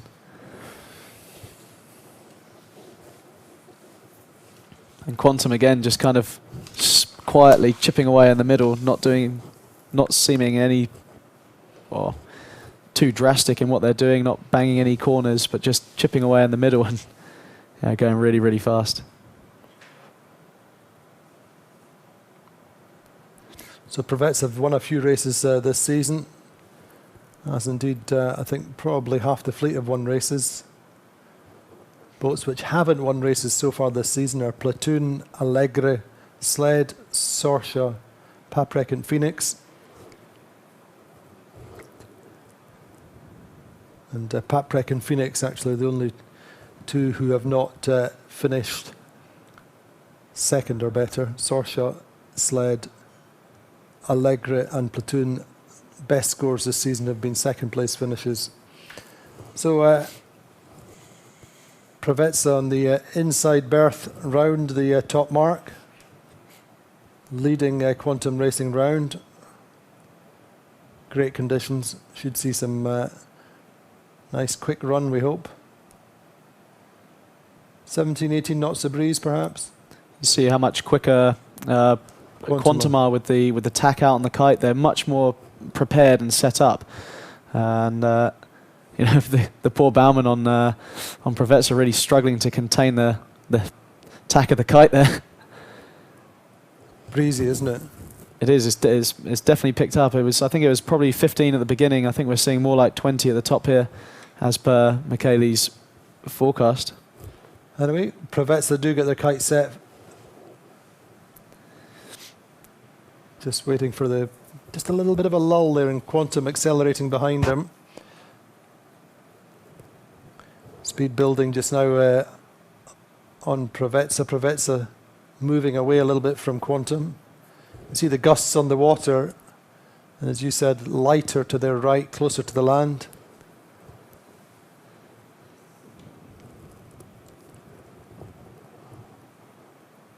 Nice images taken from the land on the long lens. Helmsman Andy Beadsworth just keeps the bow up there just to protect against Quantum Racing. I think we'll just get out of the effect of the land now. Just a big gust there for, look at Prevets accelerating away from Quantum. They're just taking a boat length and a half out of them. Yeah, Quantum don't want to slip down underneath their line too much, because you'll never get past a boat to leeward. But so they're having to heat it up and putting a lot more pressure on themselves to go faster. And Prevets are kind of just being allowed to sail their own race with a 50-meter lead. And again, there's a little bit of there will be an element of risk management for Quantum. Quantum don't need to push Prevets too hard. They'll be quite happy with the second and their present position. A nice shot of Platoon, Harmuller, Spreer.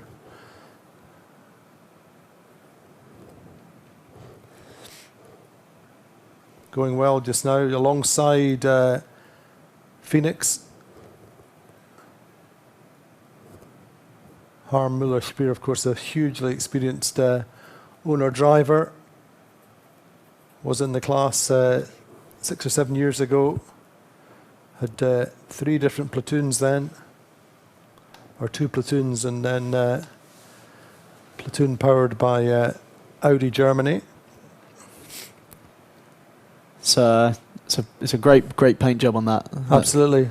Something so different. It's it's nice to see different colours, but that just takes it to a whole new level like that. Concept by Jacaranda Marketing, I believe. Really? Yeah, absolutely, and very, very distinctive. I know the boat builders or the painters like working on it because they don't have to make it look perfect. Yeah. They always want to have another scratch in it. So it's. See, Gladiator took the earliest jibe out. Again, they were a little way down the back, saying they're in 10th here. I think they went round the mark in 9th and took that option to go out to the right early, hoping that pays. But the majority of the fleet coming down the right, the lefts are in.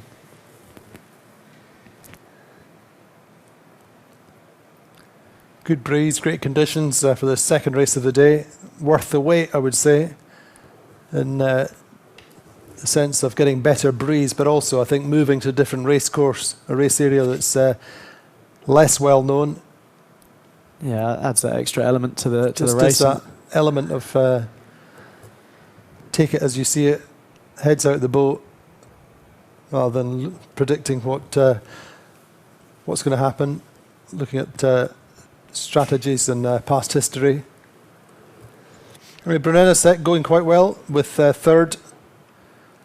Pair of threes, and they'd be happy with that. Would be very, very happy behind Quantum. If Quantum hold on to a second, they'll be the second boat of the day, which is exactly what they need. And those guys put in a lot of, like every boat there, they all put in all this hard work, and sometimes you just deserve to have a good day.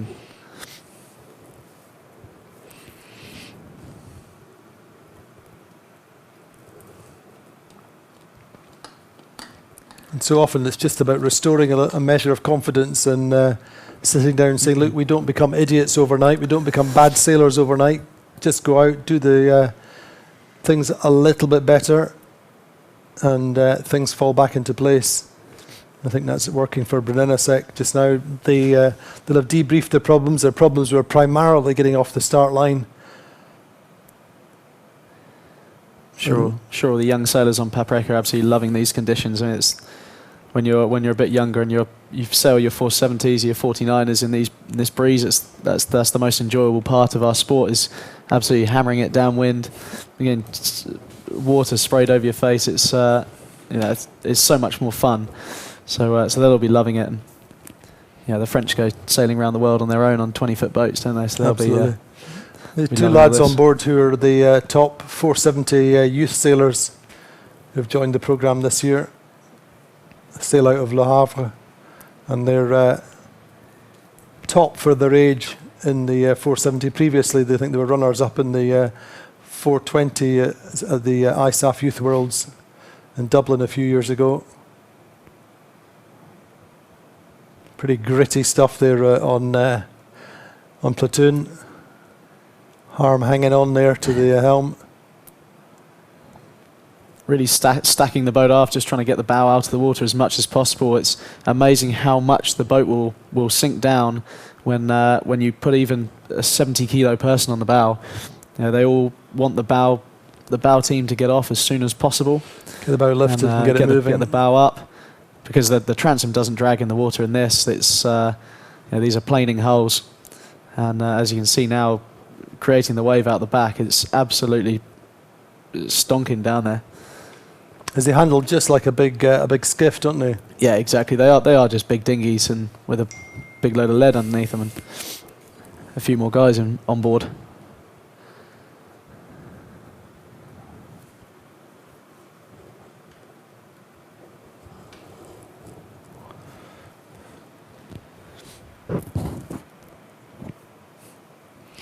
Great shot.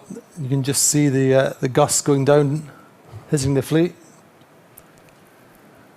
Just one of the things that showed up on the graphics just then on my computer was Azura doing 19.9 knots at one point just then. So these boats are all it's not hanging about, is it? Touching 20 knots downwind. Makes the race a little shorter, but I think it's a 2.2 mile leg. Gets over pretty quick. That'll be like 13 minutes downwind or something, isn't it? A lot of work for the grinders. We'll see a lot of big fellas coming in tonight with sore arms, and looking forward to their beds or certainly their dinners.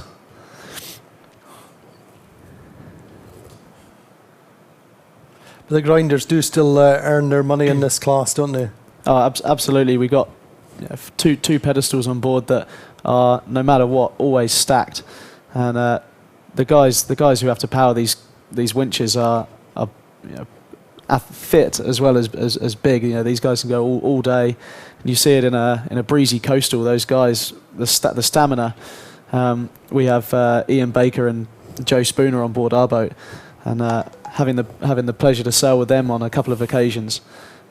Just their kind of athleticism, and it's all across the fleet. For all that the mechanical advantage of the winching, or the winch and the hydraulic systems have improved, it's still a lot of muscle power required, isn't there? Oh, absolutely. That makes the difference. And even though Joe and Box, they're old men really, but Well, they've still got You're it. a very brave man today, aren't you? Oh, I am. You know that they're out there not listening. Yeah. He said, as long as their families aren't. To the Spooners and He Bakers, said- sorry. To the Spooners and Bakers, he said you're a bunch of wimps. Anyway, here we see Pravetsa dropping the kite at the leeward gate, going to go round the right-hand mark, looking upwind. Good lead for them. Yeah, they extended downwind. I think they just got that, like we were saying That earlier. initial hoist, they just made a little jump in Quantum. And Yeah, as once they you get that clear Quantum air bow to ahead. bow with Ran Racing, I don't think they'll be pushing it too hard, taking too many risks. There's always the danger of breaking something, and at this stage in the season, Quantum will be in a measure of preservation mode, just keeping it tight, keeping it simple, keeping it clean, sailing smooth. As they always tell us, you don't have to hit it out of the park to win the regatta. So another second. Oh, kite out the back on the the sled, isn't it? Or Allegri? Yeah, I think it's that's Allegri. Allegri. Unfortunate for them. We're losing it, aren't we? But it made a clear lane for Sorcha to get in. It's a shame for Allegri. But Allegri let the kite let the sheets run and the halyard run, I think. Zura have got a bit of work to get back up the front. They surely don't want to be back in that position. Sorcha pretty steady though in fifth, I think. Yeah, Sorcha made a nice game. Oh, they rounded the top mark in fifth, so they've kept on to their their position. Pretty solid racing for this weight of breeze and their experience in the class. But of course, a bit of time in the Caribbean and the trade winds and their mechanical processes are pretty good, aren't they? Oh yeah, no, they're all a really good team, and I'm just with this wind coming up, I'm just worried about my poor little mate Keith. I hope he's wearing his life jacket and tethered down to the boat.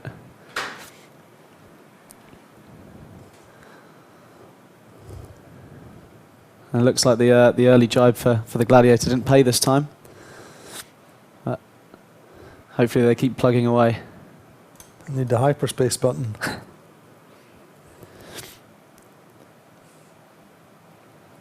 think it's all about Pravetsa this one. Andy's such a good driver in this, and to have a professional driver of the caliber of Andy to come into this new race course with these new waves, new conditions that we haven't really sailed in yet. And I have to say, I mean, absolutely, completely go along with that. And Tony Ray is a very, very astute tactician, very positive guy at the best of times and the worst of times. But yeah, he really is the glue that holds that team together in many respects. And once again, mentioning Nacho Postigo, the navigator, has more experience in this class than just about anyone. Has been in since day one. Won the first year ever of the TP52 class way back in 2005 on the Pisco Sur with Vasco Vascotto. So Nacho's been involved in this class ever since then. So we're looking at Ran Racing just now, bow number 6. Staking a clear claim to second overall, I think, after this race. Yeah, I think so. If they can hold on to third with the Zura back in 6th or 7th. They'll be pleased with if they can hold on to a third to get 2 podium positions for the day. They should be very happy with that. And I mean, we're in all that, we're always focused just now on the World Championship and the race for the title, as it were, and the top placings. But all the time, this battle for the 52 Super Series is going on, and the balance for second, third, fourth, fifth is changing all the time, pretty much with every race. And it's nice to have Ran back for the entire season. Yeah, obviously absolutely. they only did 2 events last year, and it's nice to have them back full time. And Nicholas is no stranger to winning world championships in the 52s and the 72s. So it's nice, and as well, I think that RAN is a very different benchmark to Quantum. Quantum is a super pro team, essentially. Okay, it's owned by the DeVos family, but they really, it's a commercial team in a lot of respects. It's about quantum sales, and RAN is very much a private team. And so for individual owners looking at the 52 Super Series, thinking to come in, then I think seeing that Nicholas Zenstrom and his team can achieve this level just now, then it's much more of a draw to come in than for somebody to come in and think, well, we can go up against Quantum and beat them. Absolutely, I totally agree that about the difference in the benchmark, and I think Nicholas is a classic case for that. I remember years ago when he had a FAR 45, the TP52, and the 72. He was doing more days sailing than most professionals, and he's such a good helmsman now that it's so nice to have him back full time and and it's also great that he's focused his attention on the TP52s as his preferred class, his weapon of choice, if you like, and proving that his investment in time, personnel and resources really is paying off.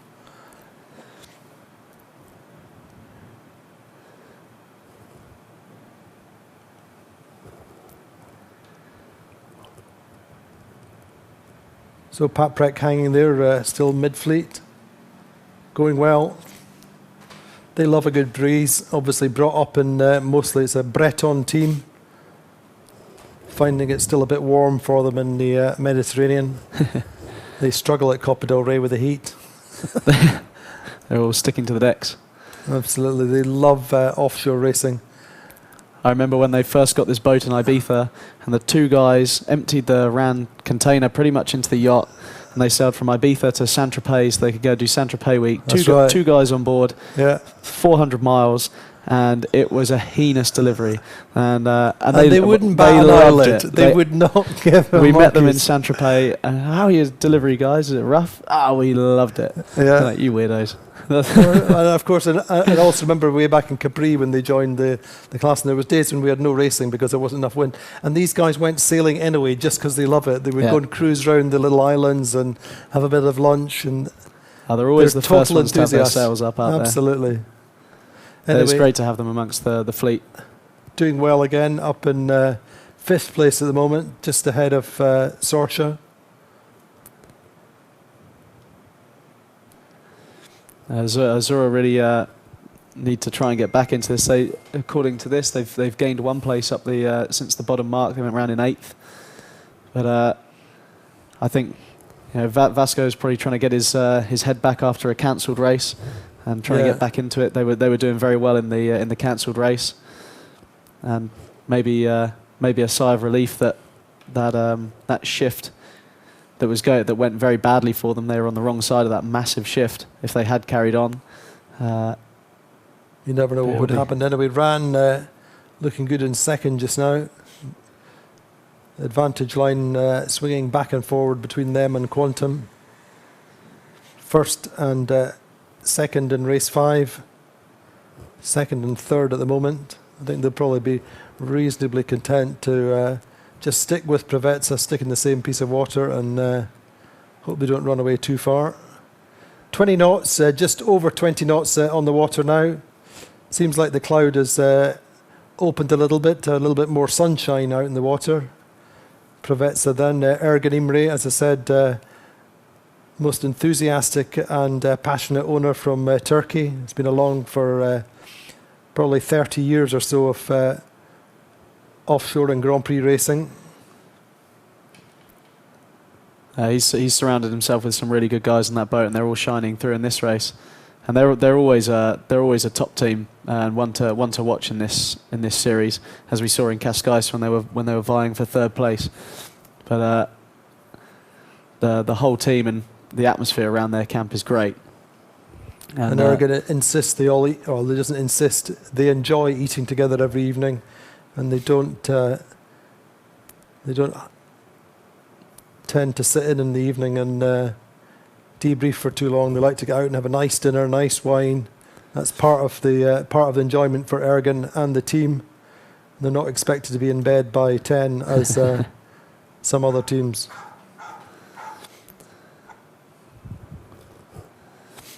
A little one on Provetsa's scorecard there will sit very, very nicely with them and set them up really nicely. I think we'll actually put them into third place overall if Rand continue and get a second. Yeah. And we'll see Quantum, Rand and Provetsa rounding off the top 3 by the end of the day. Azura have got a bit of work to do. I think they need to get to fourth. No, third. No, second. So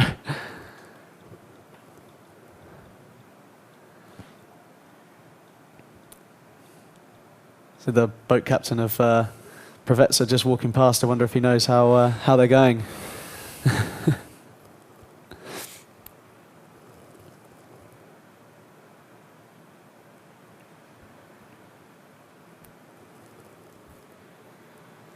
It was definitely nice to have this changing condition from yesterday, where we had that light coastal, breezy day on Wednesday, light coastal yesterday. Have you seen a forecast for tomorrow in particular? I know certainly the Sunday forecast is 20-21 knots.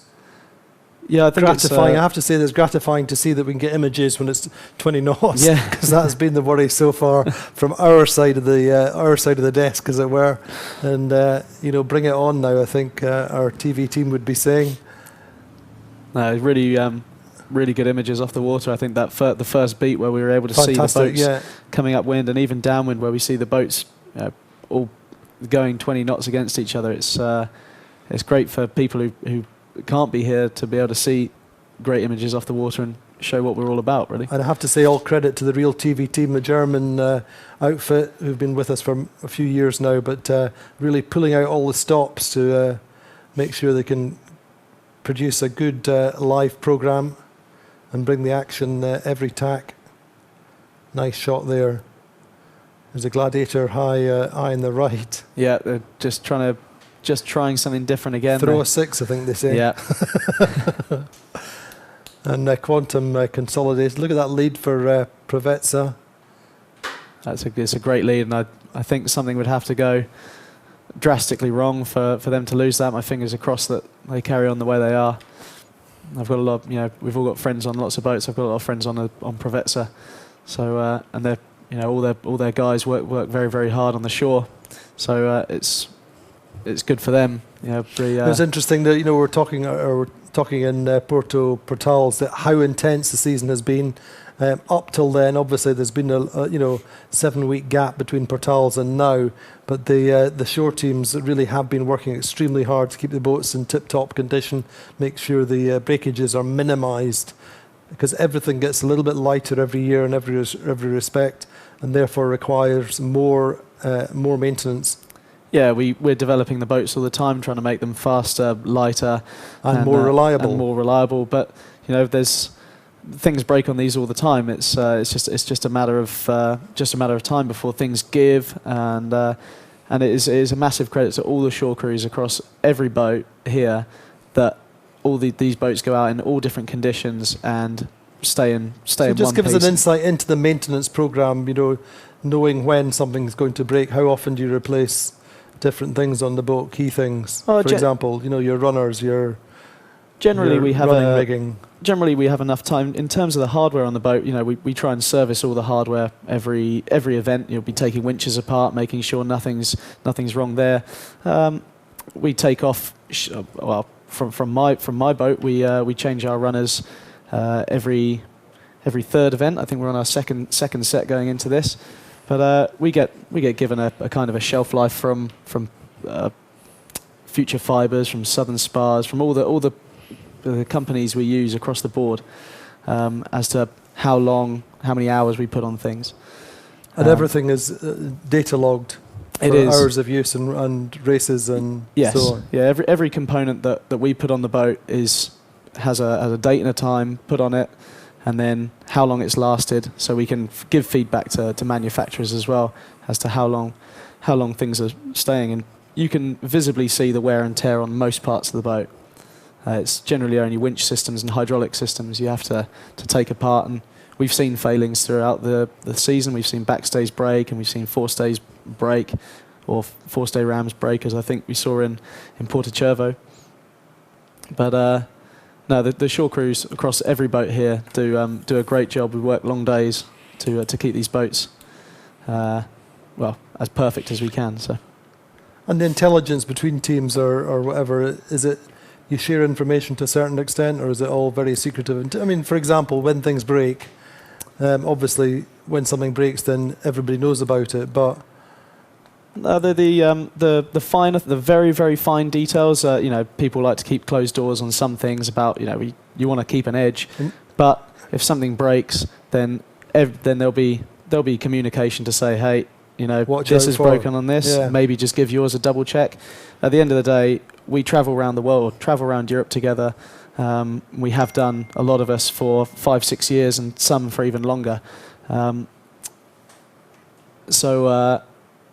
we're all friends, you know. Yeah, there's no real secrecy in the information of major things. Yeah, I mean there is obviously in the speed settings, if you like, and yeah, we don't tell each other where we sheet our main sheet to or stuff like that. But no, in terms of maintenance side, we do all try and help each other out as often as possible. All drinking the same pubs. Oh, I try not to do that. I don't like them that much. Anyway, it seems fairly settled in the top 3, top 4 positions. Provezza leading, Ran holding off Quantum for the meantime. Brunena second, 4th. And Paprec hanging in there nicely in 5th, with Sorsha 6th and Azura 7th. I think the Provezza's lead, once they got out there, is just extending. We'll finally see them there. And it's an awesome lead, and congratulations to them for getting such a lead. So you just be able to use the smaller shifts at will, really. Keep a loose cover on the fleet. Yeah, exactly. At this point, you like you said earlier, it gets to fleet management. Get richer scenario is what we love to say.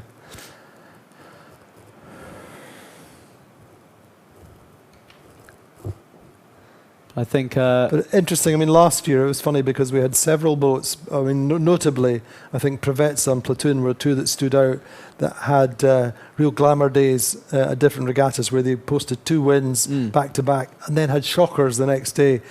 Successively Provezza, then Platoon, and it's just a measure of how competitive this fleet is, that you can be the absolute heroes one day and the absolute zeros the next day. Yeah, we keep talking about the depth of talent and the caliber of racing, but exactly as you say, you can go out and looking at the scoreboard here, we've got boats that have got 10ths and 11ths and 12ths, but 3rds and 2nds and 3rds as well. And it's all about being able to do exactly what you want on the start line, and being able to go fast, and you will you'll see it all the time. Boats doing well and then not so well, unless you're on Quantum. Exactly. Then Provezza round the top mark for the last time. Andy Beadsworth brings the helm down. They come across the short dog leg, setting up for the kite hoist. Out on their own. This will be their first win of the regatta. Race number 6. Scores so far 6-7, 3-6-4. Winning when they need to, really, just to keep in contention for a podium place overall. We're lying in 4th place, 1 point behind Azura and Ran Racing as they went into this race. So they should take 2nd overall after this race. Yeah, I think as I do words, not sums. Yeah. Well, given their win and Ran's best result being a 2nd, if Ran hold on to the 2nd, they go on to equal points with Provezza. Yeah. But on countback, actually, Provezza will go into 2nd and Ran into 3rd. Winners of the last race. Yeah. So, but incredibly close racing. A little bit of a slower hoist from Ran there. I think Provezza got up and away quicker. Ran have obviously got Quantum breathing down their shoulder, breathing down their neck. Big guy got his shirt off there. No. Not yet. But we might see, in a later image, we may see him moving back to the aft pedestal and grinding from there just to get the weight aft. I think just to get everything settled, they normally have him on the front, but we might see a move to the back if Simon thinks that they're pushing the bow down too deep. He's a fantastic character, isn't he? Big man. He's I think he's the best. You would say that he's one of your guys. He's one of my guys, but I've known him for many years, and he's such a lovely guy. He's always a pleasure to he's always the one with the biggest smile on his face, and always happy. And interesting that he faces backwards when he's grinding. I think it's probably for the communication between him and Simon, being able to hear him. He's not looking at the sail, he's watching Stir Fry's lips. Just that pure concentration. We've actually got the aft grinder filled with Mo Gray, and I think that's Kavank on the back as well. They still have some amateurs on board on the Preveza, friends of Ergens who've sailed with them for 20 years, who have day jobs.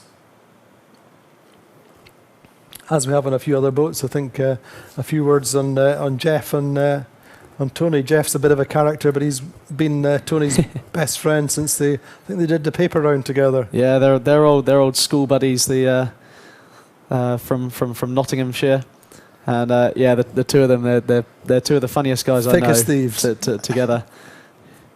But it's fantastic to see. Jeff comes out every day and absolutely loves it.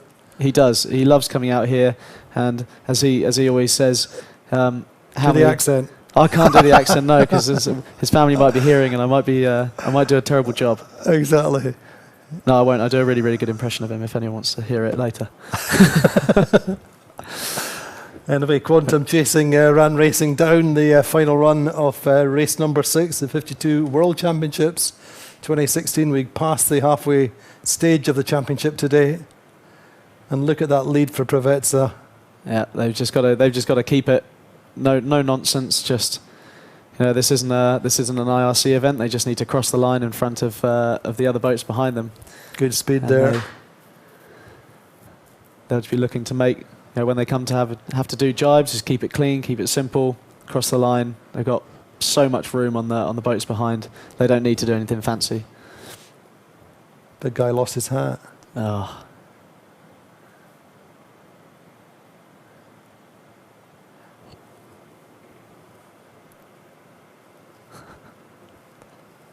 Simon Fry there trimming the kite, one of the most experienced trimmers in the fleet, goes way back to the days of the patches. And new Preveza, when Preveza was built last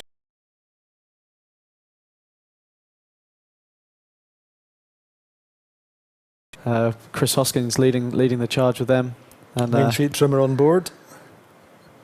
I think they have Simon and Andy have a very good relationship going back a long time to the GBR Cup days when Andy was a helmsman and Simon was a trimmer there. Yeah.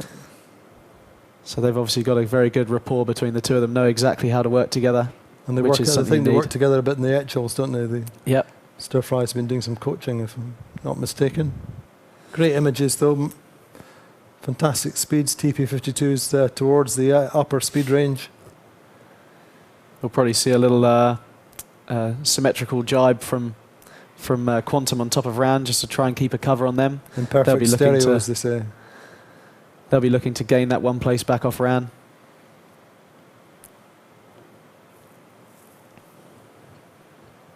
I think that haircut helping Simon Fry there. Oh, definitely. An extra 100th of a knot downwind.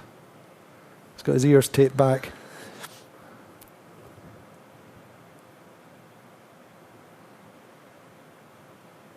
See them still trying to, stack their weight aft to try and get their bow up again. It's really ripping. I don't know if we can get the speeds up. They'll be doing 19, 20 knots for sure.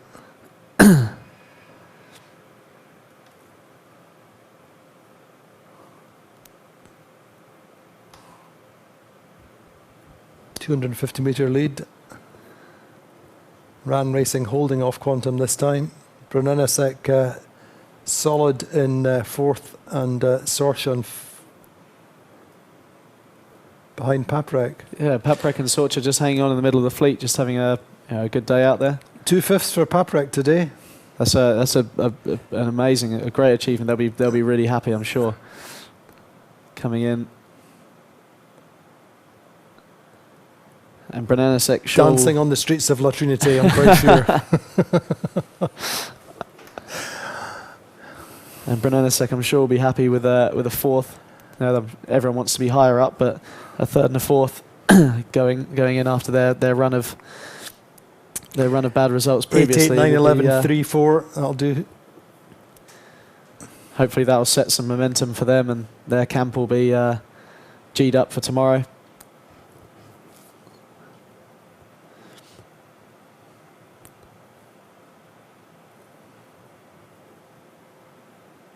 These guys is absolutely smoking, doing 18 knots.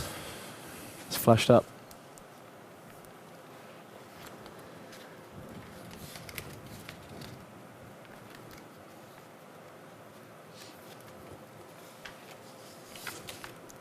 Do you know anything about the graphic on the side of their boat, what it means? But I can't tell you. No, it's there was a wind god, I think, in Turkey, or Turkish wind, I believe. Oh, Provetsa is. Yeah. Okay. And it looks like that. Yeah, exactly like that. It's a perfect representation.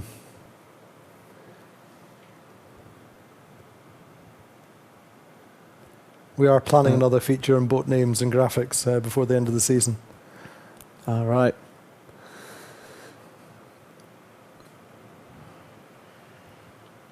And obviously quantum racing will not feature in that particular feature, being as what is self-explanatory. Anyway, here we go into what's going on there. You see, they I'm not sure if there was a wave and they just wanted to surf down it, but you saw a couple of bodies move forward just to get the bow down and get the boat surfing again. Maybe they just ran into a wave and slowed down. They're just trying to get the boat ripping again, and they've certainly got it.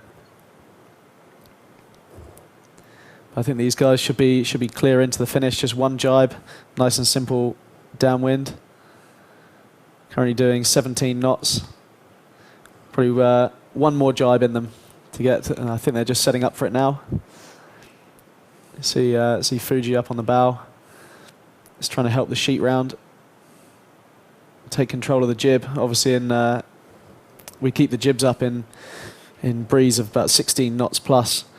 It's just to keep the weight off of the bow, with the bow team taking a jib down and trying to hoist a staysail, which you wouldn't have. Instead, keep the jib up, trim from the back. Paprec going well there. Yeah, maybe hunting down Brunelesek.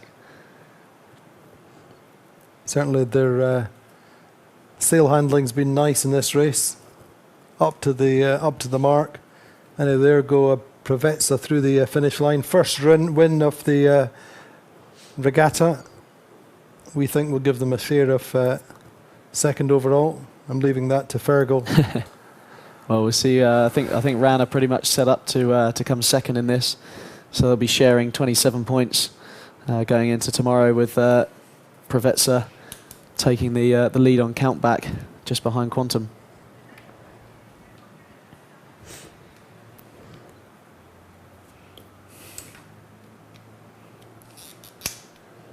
I think we've got Ran a pretty sure thing for their second place. So that's a great day for them. 2 seconds now, 4 seconds overall. That's if you had a discard, which unfortunately we don't run in this fleet. Unfortunately. Well, if you had a really bad result and it meant you were going to. I think that's one of the strengths of the circuit, really. Some people like it, some people don't. I think I'm in one camp.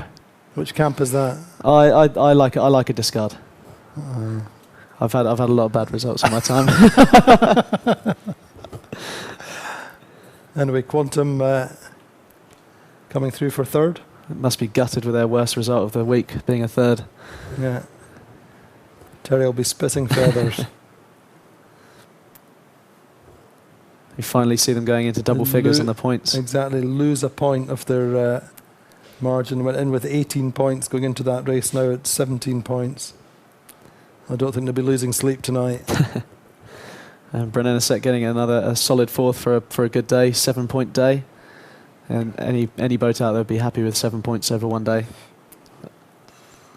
And Pat Breck with a solid fifth as well, 10 points for the day. Best day of the season. I think they'll be on the phone to John Luke saying, can we have a new boat for next year? Look what we can do. But maybe they can make it out of recycled plastic. Oh, steady. But yeah. They'll actually, I think, swap places with Brennanasek in spite of that. Anyway, we'll see. Just trying to do my sums as I go. Sorsha, I think, getting sixth. Sorsha sixth there, yeah. Azura and Platoon just coming down together. I think Azura will be bow forward. We'll get seventh here. I'm sure they won't be over the moon with that, but they go to 32 points. Gonna need both hands for a gladiator, unfortunately, I think. Both hands. Yeah. Oh, your few fingers. more. I think we need three. Both hands on your feet. Anyway, who's coming through now? Platoon just coming through in eighth. They did well. They rounded the first mark in 12th place and 11th in the at the bottom gate, and moving up to eighth at the top and eighth again at the finish. So a decent little recovery from them.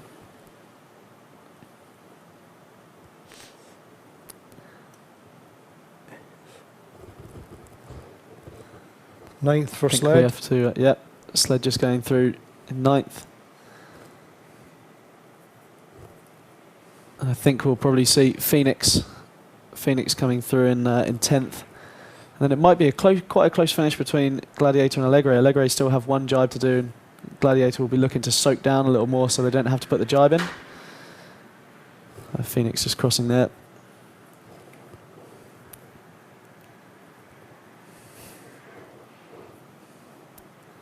It's going to be quite a tight finish here. See both boats heating it up to try and get the most speed. Allegre are on starboard, so have the right of way, but go on, boys. Whoa, look at that. I think Gladiator might have just pipped them. But fantastic action right to the cheap seats, as they say. Right down at the back of the fleet, but they're just fighting every point, every place is crucial through the season. Maybe battling between 11th and 12th, but every point counts. So you saw in I think it was Porto-Cervo how much a point was worth when there was 6 points between third place and eighth place. So every point is crucial to every boat out there. So that'll be a bit of a sting to Allegre for they'll have a 9th and a 12th for the day, and not the greatest for Gladiator either, an 8th and 11th.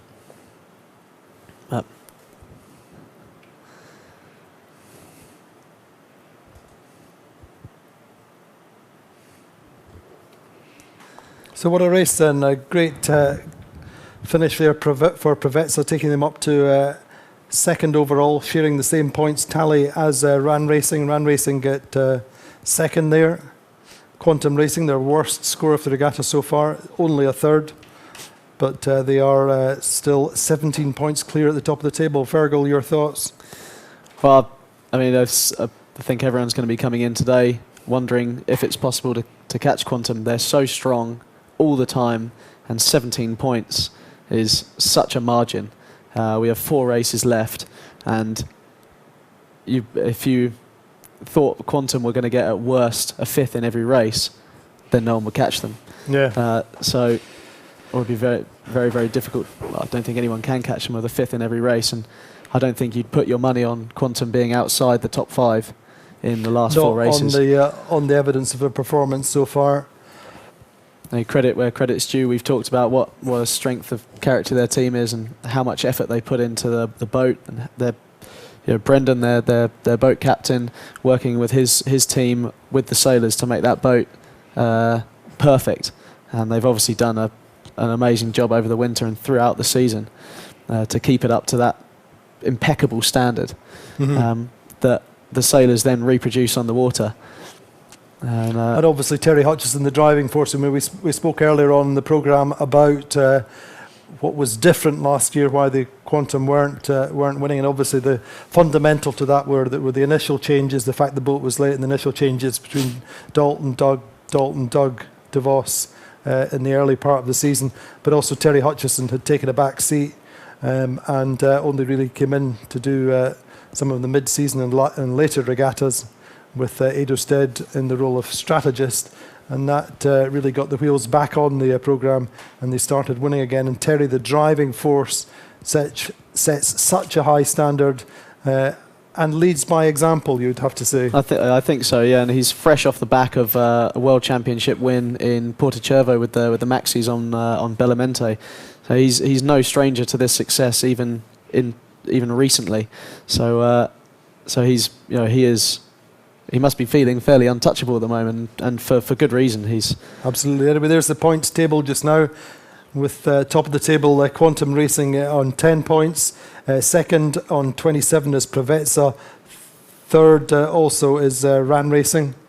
We saw them, very briefly on the screen there with the virtual eye standings, but that's according to my very basic O-grade maths. Just a slender pass, but we do know that Quantum are leading on 10 points. Second and third, Preveza and Ran Racing on 27. The tie broken by the fact that Preveza won the last race. And then I think Azura dropping to fourth meantime on 32 points. Azura really need to start getting top three scores through the second half of the regatta. Virgo. Yeah.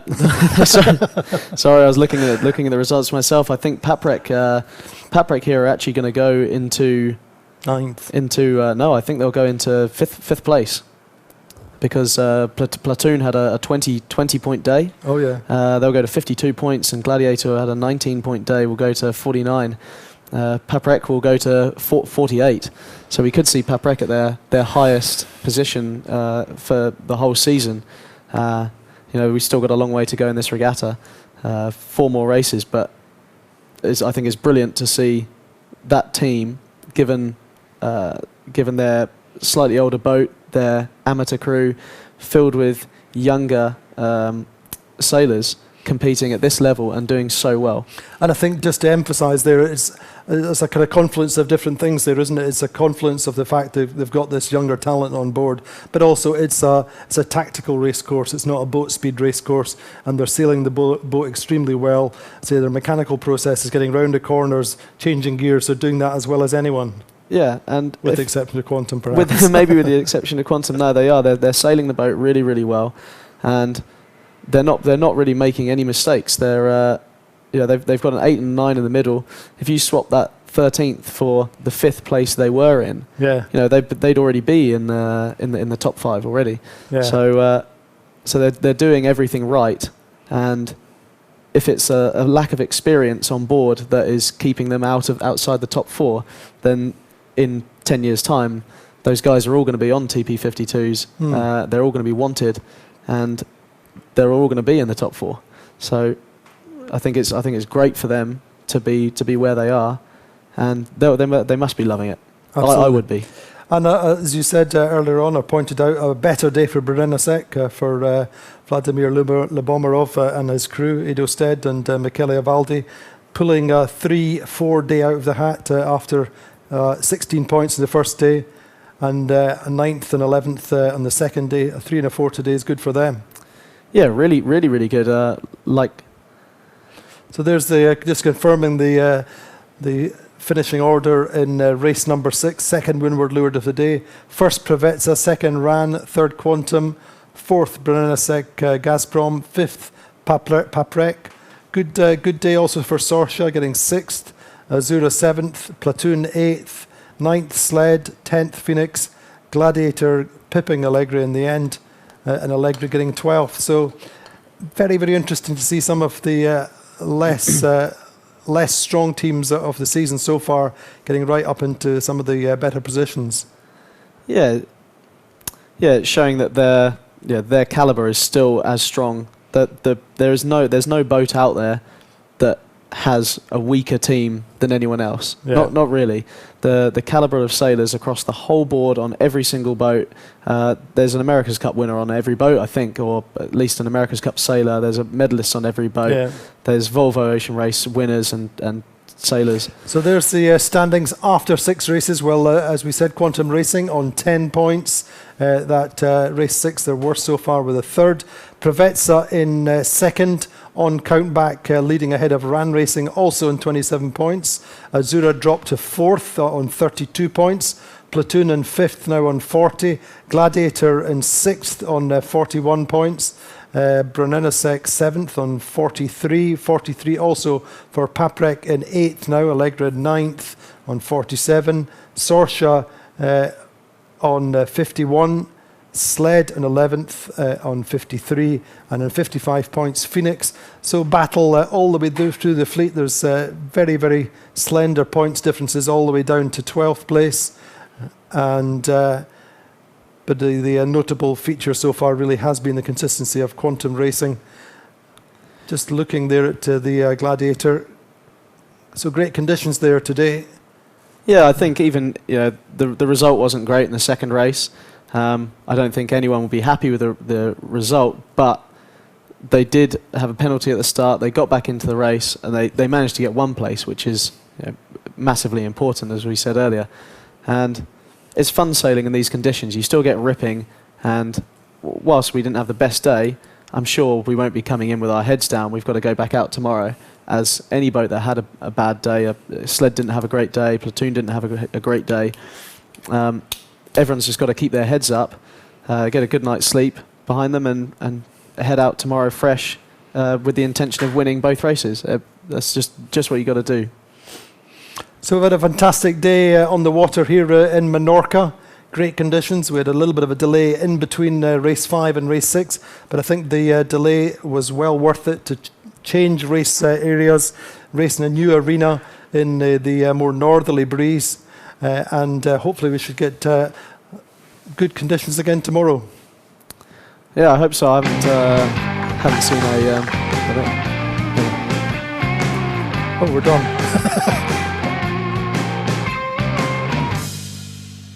52 World Championship live.